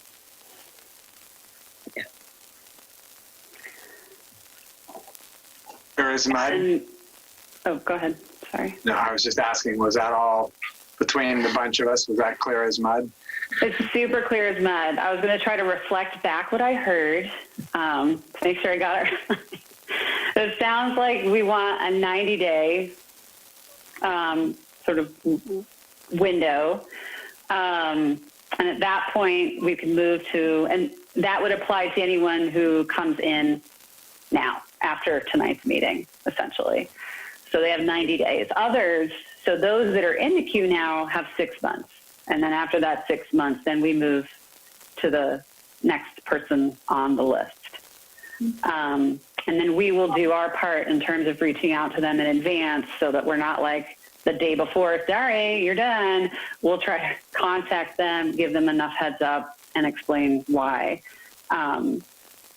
So is that, am I repeating that? I have a question. What? Yeah. Okay. You sound great, but I have one question. We didn't really get into the time frame for June. And I think what I would ask is, instead of having it be a deadline for the permits being pulled, that we actually allow for, you just have to have your application in and you have to be in the 10 queue, so that we have enough time, knowing that we have 6 months for some of these early people to get through this process. Some people will be coming in closer to that deadline. It just buys us some time to make it incentivizes them to get it in before June 30th, but it also then gives us a little time to make sure that we're executing on all the options. That's great. Does that work? Okay. Yeah. Can I just ask, I guess I thought we had said that not doing short-term rentals was a condition.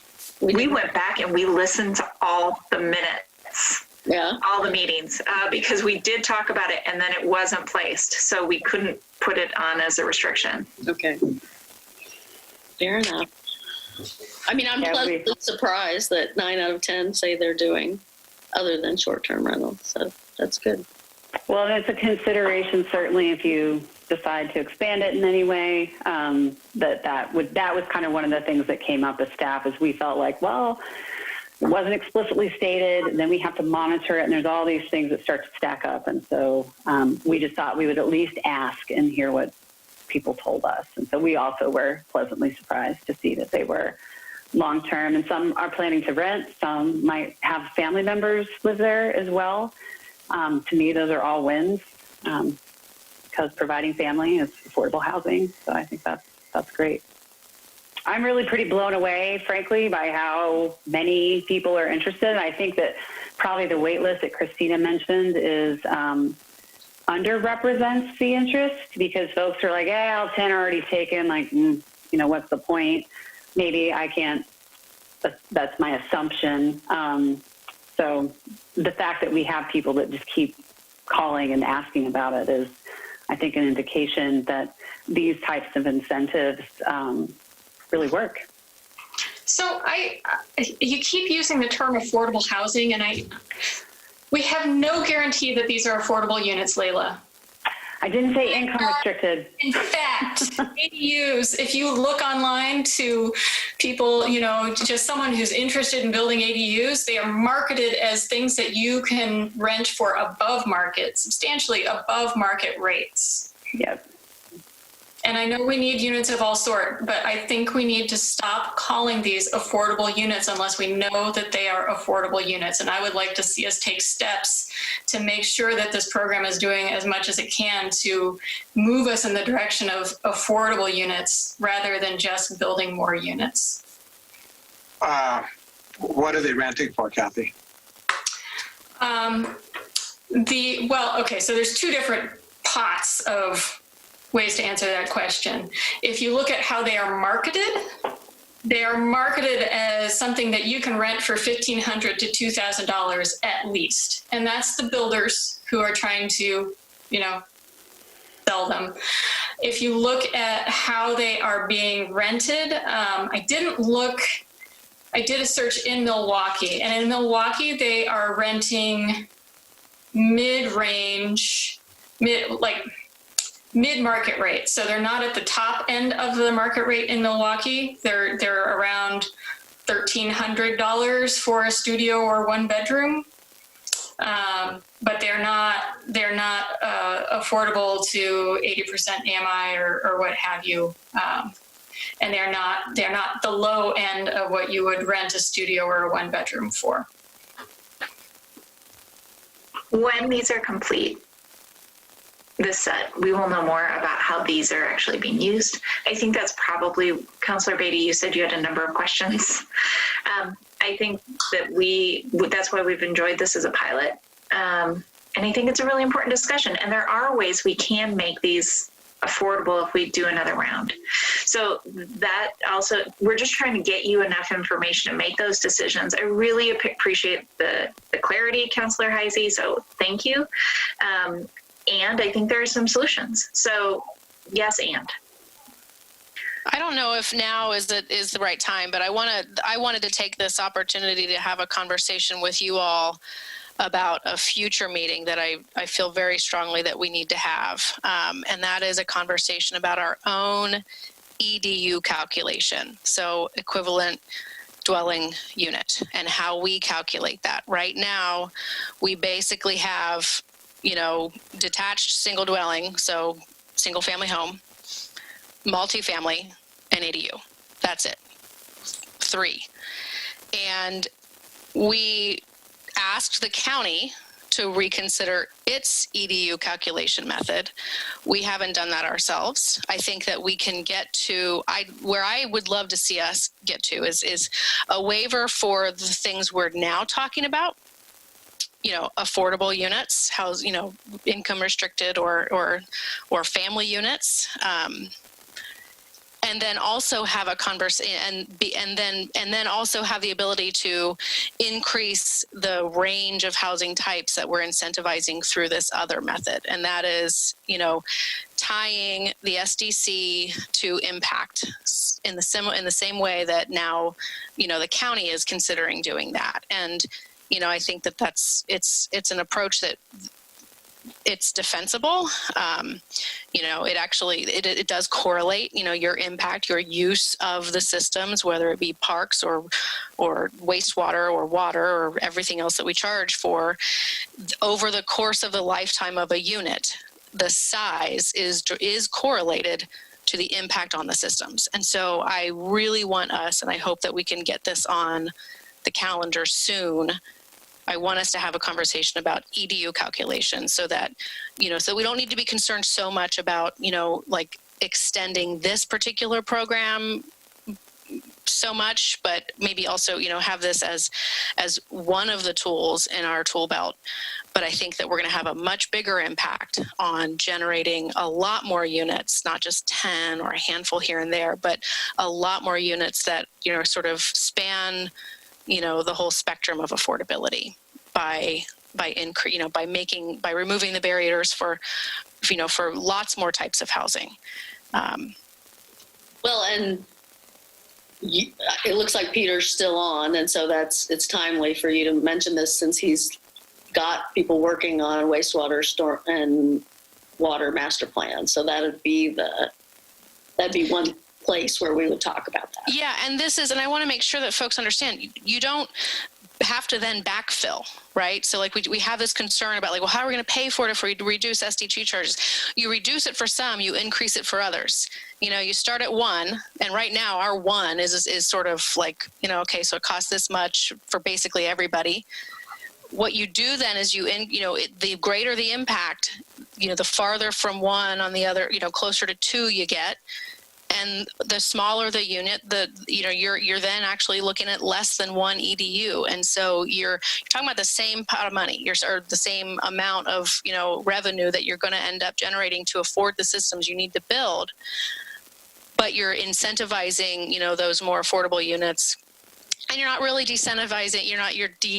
Disincentivizing, the larger ones, because, Layla, like you said, the folks who are building these little units are people like you and me, where maybe we're doing it with a home equity loan or just like me, cash when I can,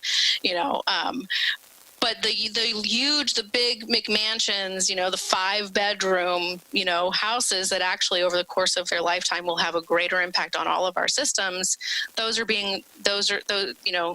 cost is going to get passed on to that's a builder, that's a developer who's got access to lots of capital and isn't going to be, dissuaded from building the McMansions because they're paying, 1.3 EDU rather than 1 EDU or whatever we would end up with. But I hope that I can get lots of nodding heads on having a conversation about EDU. Yeah, I've been having this conversation at every table I've sat at, MPAC, C4 for the last 5 years.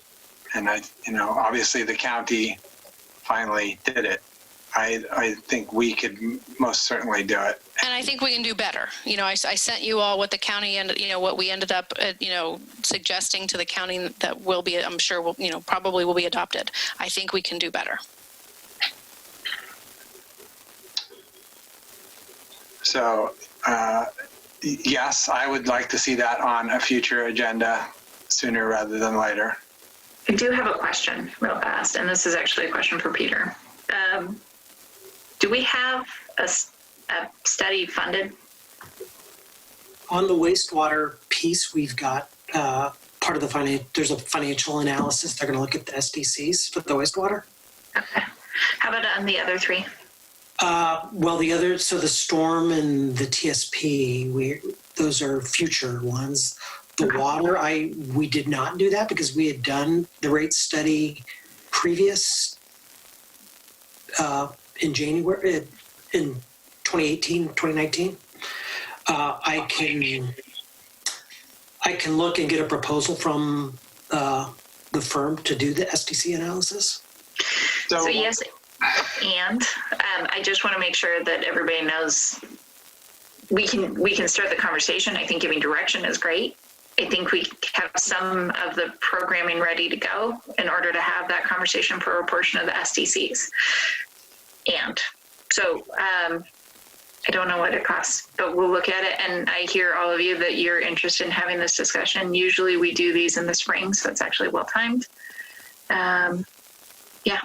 So just so that we're clear, I don't think it requires a new study to tell us how much money we need for our system, because what Angel's proposing, what I have been proposing for 8 years, is that we collect the precise, exact same amount of money. We're not collecting any less money. We're just collecting it differently. We're collecting more from the bigger houses and less from the tiny houses. Same pot of money in the end. So if we know what we need for our system now, we know everything we need to know.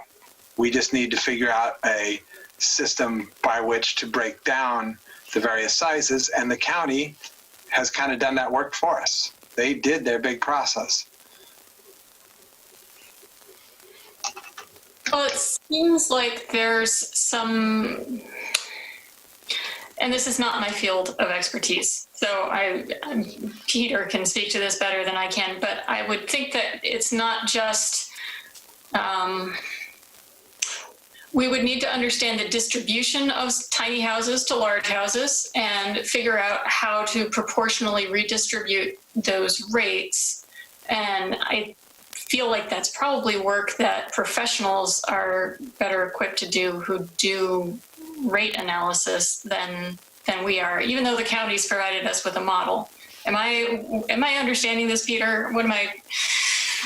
I mean, I think my thoughts. So when we did the initial water and wastewater rate study, one of the things we did was a cost of service study to look at the different rate classifications to make sure that we were allocating the costs to the correct customer classes, and other customers weren't subsidizing other customer classes based on their demand of the system. So the SDC, I think, sort of works in that same way, except you're looking sort of at that future growth and future demand that system, you're looking at what that new development's taking away from the system. So yeah, you want to make sure that you're allocating those costs appropriately to the different types of customers, different types of development that's out there. So we're saying we're creating a completely different system where the cost of building a kind of housing that really hasn't been built to any great degree is going to go down. We've seen very clearly that reducing the cost of a small house, not even by that much. I mean, the SDCs relative to the cost of construction is what? Less than 10%. Way less, 5%. And yet we've seen what? More ADUs being applied for in what, 6 months than we've had in the last 4 years, 5 years? I wouldn't put all of that on the SDCs. I don't think it's the $2,300 SDC. I absolutely know that it is, because I know several of the people that are doing it, and they all were interested in doing this before, and they were it wasn't just the SDCs, it was also the street. It's the frontage improvements. Those are much more expensive than that $2,300. The whole package. The point I'm making is, what we levy on these small buildings that are going to increase the load on all the various systems very little is enough that it makes doing the projects not possible, or at the very least onerous. I think we have just proven that.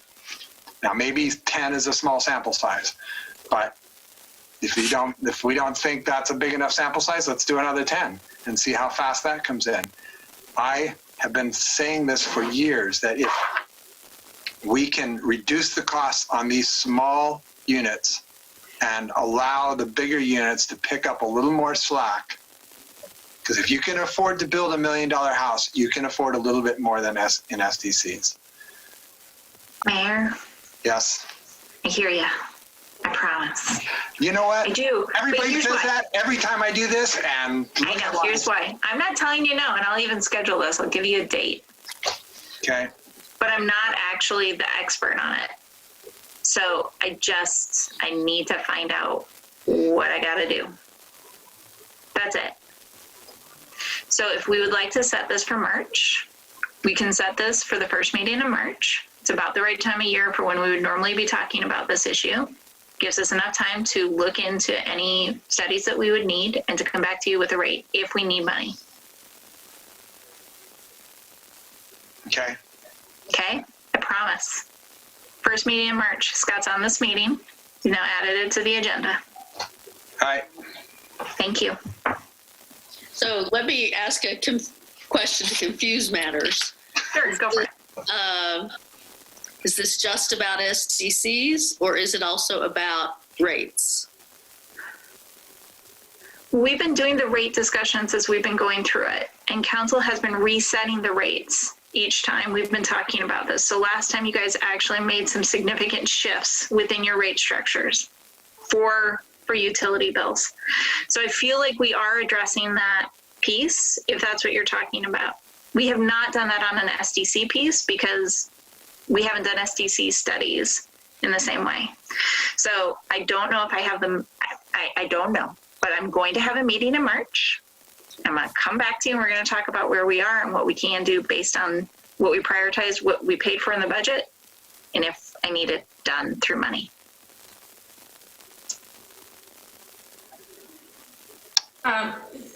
To follow up on Councilor Beatty's comment, I am a little skeptical about whether or not this program is doing what we think it is doing.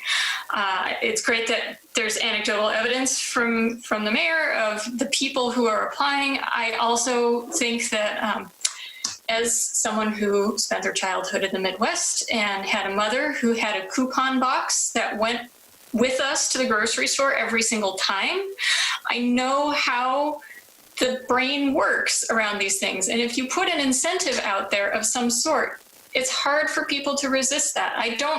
So I think that there's also a good chance that we may have incentivized some people who could not afford an additional $2,300 to build an ADU, or felt like they couldn't afford to build an ADU because of that additional $2,300. But I also think that there's a pretty good chance that we have created a marketing tool. And if we're spending money on a marketing tool, then I want to be clear about that that's what we're doing. And I want us to be critical in our thinking about whether or not that's the way we want to spend our money in order to get units built. And I would like to see us get the units tilted toward affordable units.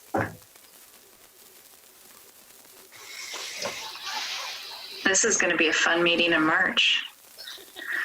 I'm in. I really appreciate the conversation. I really appreciate the time and effort. I'm going to call her out again, but Christina really spent a lot of time on this, and it was pretty hard and it was pretty difficult up front. She nailed it. So I really appreciate that she did it. Layla, nice job. I really appreciate your leadership on this. We'll be back in March.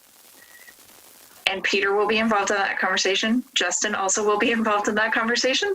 And we'll figure out where we're going. Okay. I think that's the end of this topic and maybe the evening. No. No. Oh, no. Peter's hanging on here for something else. Code. Thank you. Can we take a break, though? Thank you. 5-minute break. Is that enough? Yeah. Sure. All right. We'll recess for 5 minutes and then come back for the tree code. Don't hang up. Just mute yourself and turn your video off. Don't leave.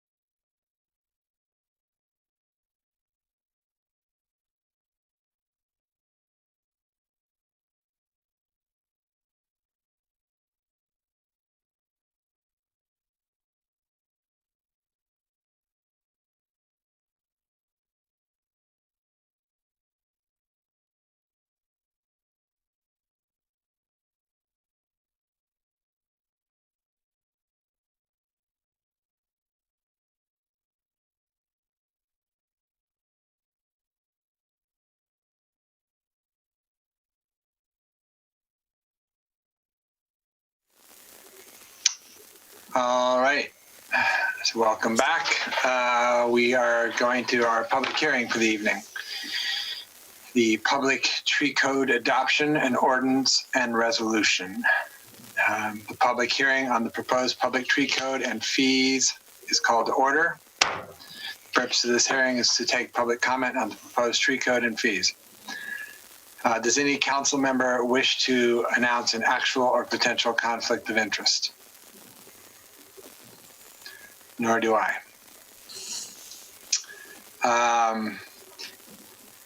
So we will have a presentation by our Public Works Director, Peter Passarelli. Yeah, thank you, Mayor Gamba and Council. I'm Peter Passarelli, the Public Works Director, and I've got a couple slides that I wanted to go over with you this evening related to some of the updates that we made to the code since we last met in October. Let me pull that up here.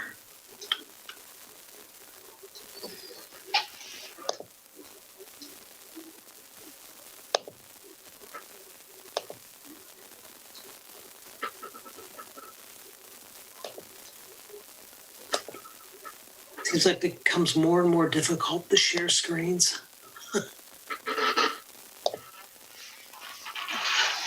Did everybody see that? Yes. So since we last met, and based off of the comments that we received from council on our October 20th meeting, we made some updates to the code, and I'd like to briefly go over those with you. So the updates that we made since October 20th, there's four main areas that we made some updates to. In particular, we clarified the code to reflect that there was no permit fee related to somebody planting a tree. There's a permit required, but there's no fee required with that permit. We also added some additional language that exempts city CIP projects from tree removal fees if the cost of the planting, establishment, and the care exceed the cost of the removal fees. We added language related to permit exemptions or fee exemptions as they apply towards conflicts with private utility services or private dwelling units. In particular, if the urban forester determines that that tree is having an adverse effect on that private utility service or threatens the structural integrity of a dwelling unit, and it cannot be mitigated by normal pruning techniques or reasonable alternative construction techniques or other accepted arboricultural practices, it would not be subject to that removal fee. So we added that language into the code. We also modified the language in the low income assistance section that provided the city manager some additional flexibility in developing a fee reduction and exemption schedule based on income. And then, of course, we went through and made some minor edits related to language consistency and grammar and spelling things that we found. And then also today, I made one additional update based off a discussion with Councilor Beatty as it related to the dead or diseased tree removal on private land. And I've got it highlighted in yellow. I added the following text, or we would like to add the following text, change from council to city manager. And then the underlined in accordance with MMC 1632. .038. That's to be consistent with your Peter, you're real staticky. Oh, I'm sorry about that. Can you hear me better now? Yes. Yeah. Okay. Well, what I was mentioning is we made an additional edit, or I'm recommending an additional edit to this section as well.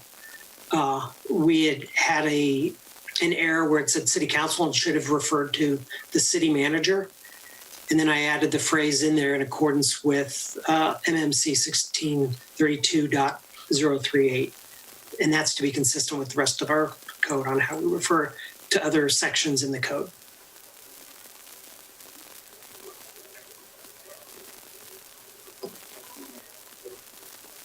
Are there any questions on those changes that we made? And then the fee structure, I just wanted to go over that once again.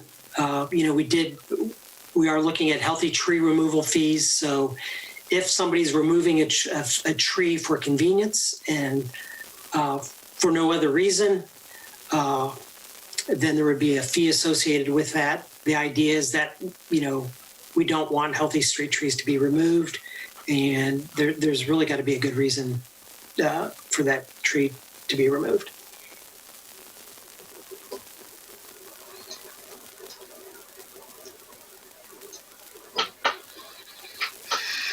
Those are some of the additional changes that we made to the code since we last met.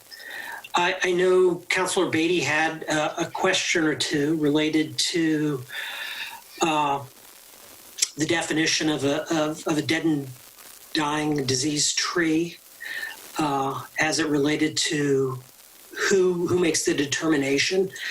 The definition spells out, let me pull up the question again real quick here.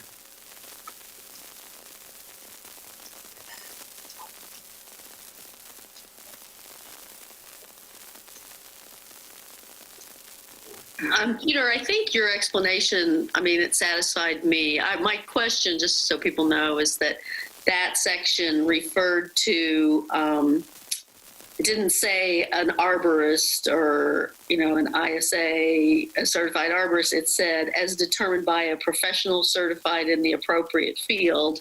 And my question was, well, we're using arborist everywhere else. Why not here?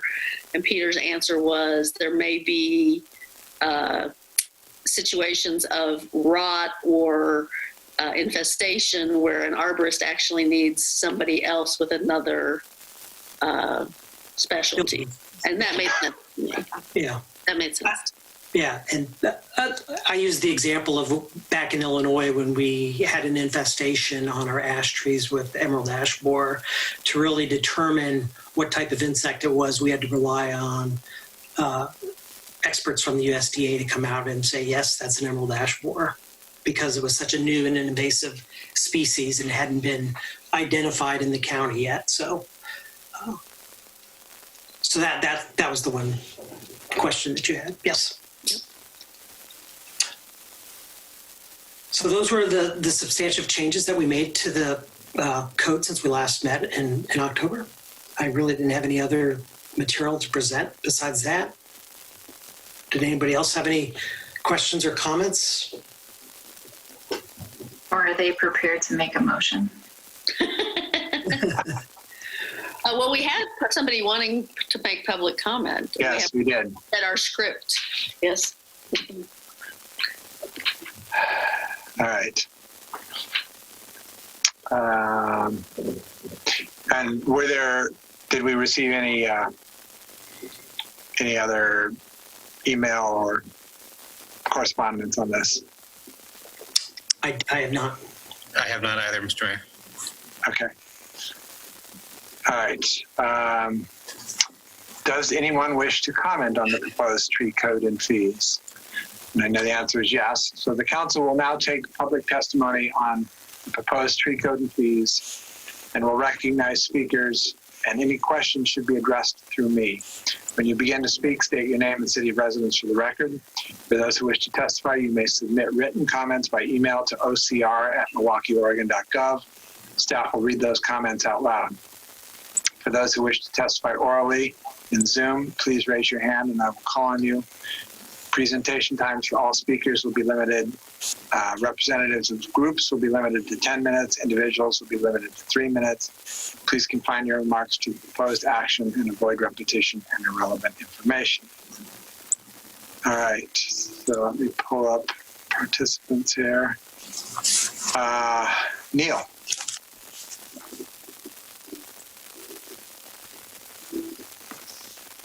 Thank you. I will keep this, I'm assuming you can hear me. I'm seeing people nodding. I will keep this brief. I know you've had a long meeting and a late night. I'm representing the North Clackamas Watersheds Council. We are located on Lake Road in Milwaukie. And I just wanted to voice our support for this set of codes and subsequent efforts to build and improve the city's urban forest as part of the coming year. Obviously, and we've had this conversation at multiple ways with Natalie and Peter and Jerry and planning staff as well, as far as if there was a set of things we could do to simultaneously meet the watershed health objectives of the comp plan and the human needs for resilience for climate change, human health, increased property values, clean air, all of those things, reducing the urban heat island effect. Trees are probably the biggest single thing we would want to get right. And so I really support the council for starting this process. I really support the hardship pieces that are built into it for low-income Milwaukeeans. We obviously know that we can't reach the urban forestry goals on public right-of-way alone, so we also look forward to the process that will be moving forward as the city starts to wrestle with trees on private property. We obviously have been working with the city council and the city of Milwaukie for a long time on tree plantings. The biggest thing we can do, rather than wait for the trees that we're putting in the ground now to get big enough to create shade and habitat and the kinds of streets that we all like living on and walking down, is to keep the trees that we have now. So thank you. Thank you. Anybody else? Scott, do you have any email or anything? No, Mr. Mayor, I'll check one more time. And I'm not seeing anything.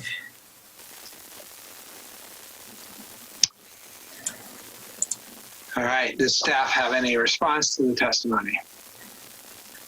I would just like to thank Neil for their support, the North Clackamas Watershed Council's support for urban forestry in our community. Does council have any questions for staff?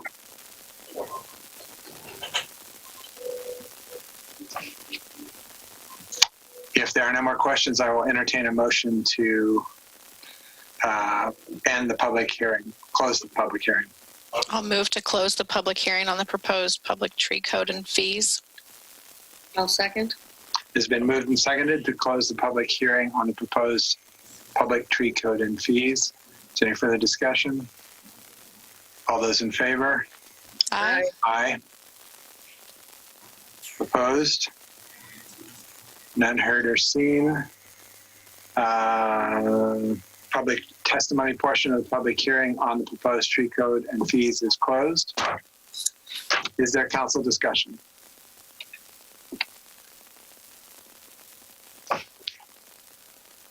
I think we've probably discussed this quite a bit I think that's already. true. Yeah. Yeah, thank you.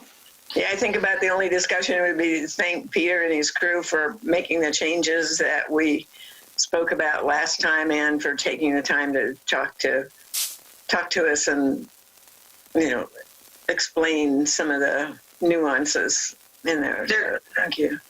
There's also one unsung hero in all this, so I also just want to call, well, there's several.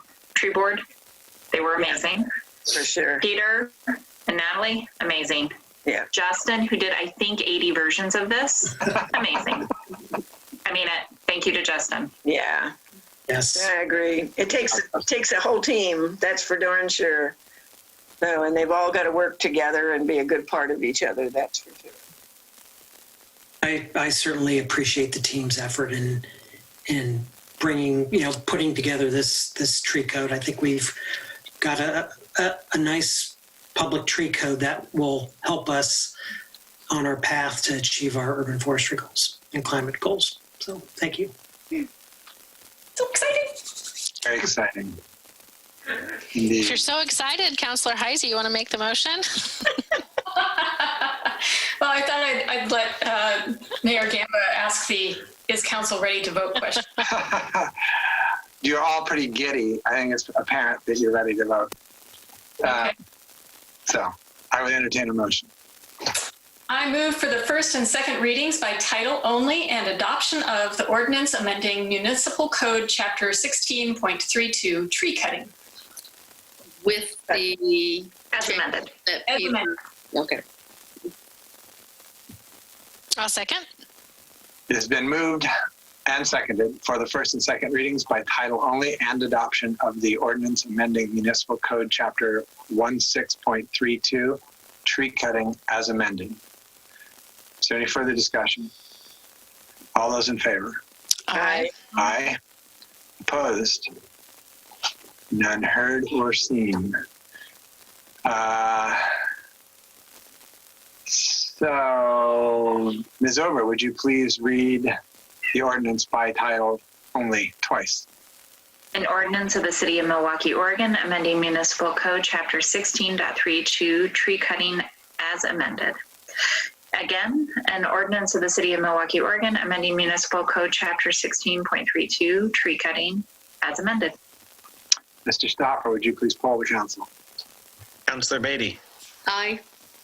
Councillor Parks, Aye. Councillor Heisey, Aye. Council President Faulkner, Aye. Mayor Gamba. Aye. Motion carried 5-0. Ordinance 2197. All right, so we have a second motion required for the resolution. I move to approve the resolution revising fees and charges and updated Section 5 of the master fee schedule for fiscal years 2021 and 2022. I'll second that.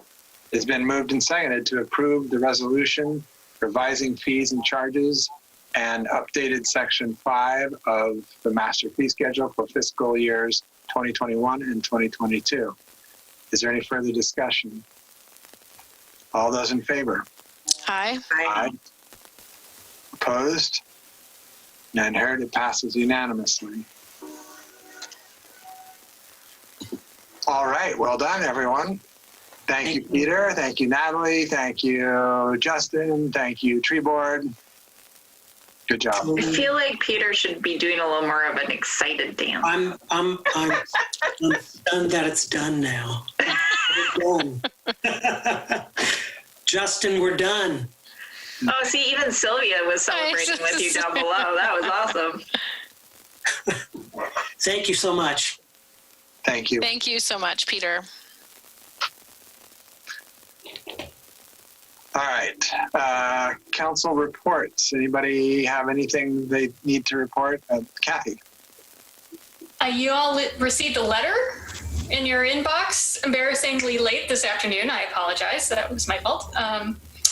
And this is about something that came up at C4 last week. We had a discussion. It was actually a presentation from ODOT asking for some input on how to allocate dollars for the next round of STIP money, not STIF, STIP. And the opportunity to comment is open through November 30th. And this is something that I figured we would want to comment on. It's also something that I believe Mayor Gamba sent an email about to us all a couple of weeks ago. So you've had the letter. Do I need to it's 2 pages. I don't really want to read the whole thing if I don't need to. You've all read it, yes? Yeah, I gave Kathy a couple of minor changes in the dam paragraph, and I think she was going to paste that into chat. I am. You're more adept at that than I am, so I'm going to leave that to you. Yeah, unfortunately, I can't preserve the highlighting in that. So that'll be easy enough to point out what's new. Yeah. So it's just changes in the very last paragraph. But before I do that, I just want to, we're all good? We're all good with the letter. We've all read the letter. Okay. So the proposed changes from Councilor Beatty were in the very last paragraph, which is dealing with talking about Kellogg Dam. I'm sorry, second to last, the top of page 2 and the draft you have. So what she is proposing is just some additional background information. So for decades, Milwaukie has advocated for the removal of Kellogg Dam, adding a clause which would open 9.5 miles of passage in Kellogg and Mount Scott Creeks for historic fish and lamprey populations. And it goes on, unlike most dam removal projects, there's literally no opposition, and all agree that a free-flowing creek would be one of the single best things we could do to restore riparian habitat or endangered salmon and native wildlife. Adding a sentence, indeed, Oregon Fish and Wildlife ranks the Kellogg Dam as #1 for removal on its list of ODOT-owned barriers. So those are just the 2 additions. Thank you. I don't see any concern. Sounds like We got the additions. Kelly, did you want to add anything? All right. Thanks, everyone. Okay. So that will be sent off. Anybody else, anything? I think Kelly's here to talk about legislation. No, I just was watching the STIP letter. I come to talk about legislation in December. I was just really on top of it today. Started emailing about it early. I know it's unusual. Okay. All right. If there is nothing else, then I would entertain a motion to adjourn. Wilda. Oh, I was going to nominate Anne to make that motion since she was totally Anne. I was just tormenting Peter, I think, namely. I won't be here. 2 more meetings. I won't be here to do this. I would move for adjournment of this meeting, sir. I'll second. It's been moved and seconded. Let's get the seconds out there. Been moved and seconded to adjourn. All those in favor? Aye. All right. Well done. We are adjourned. Thank you all.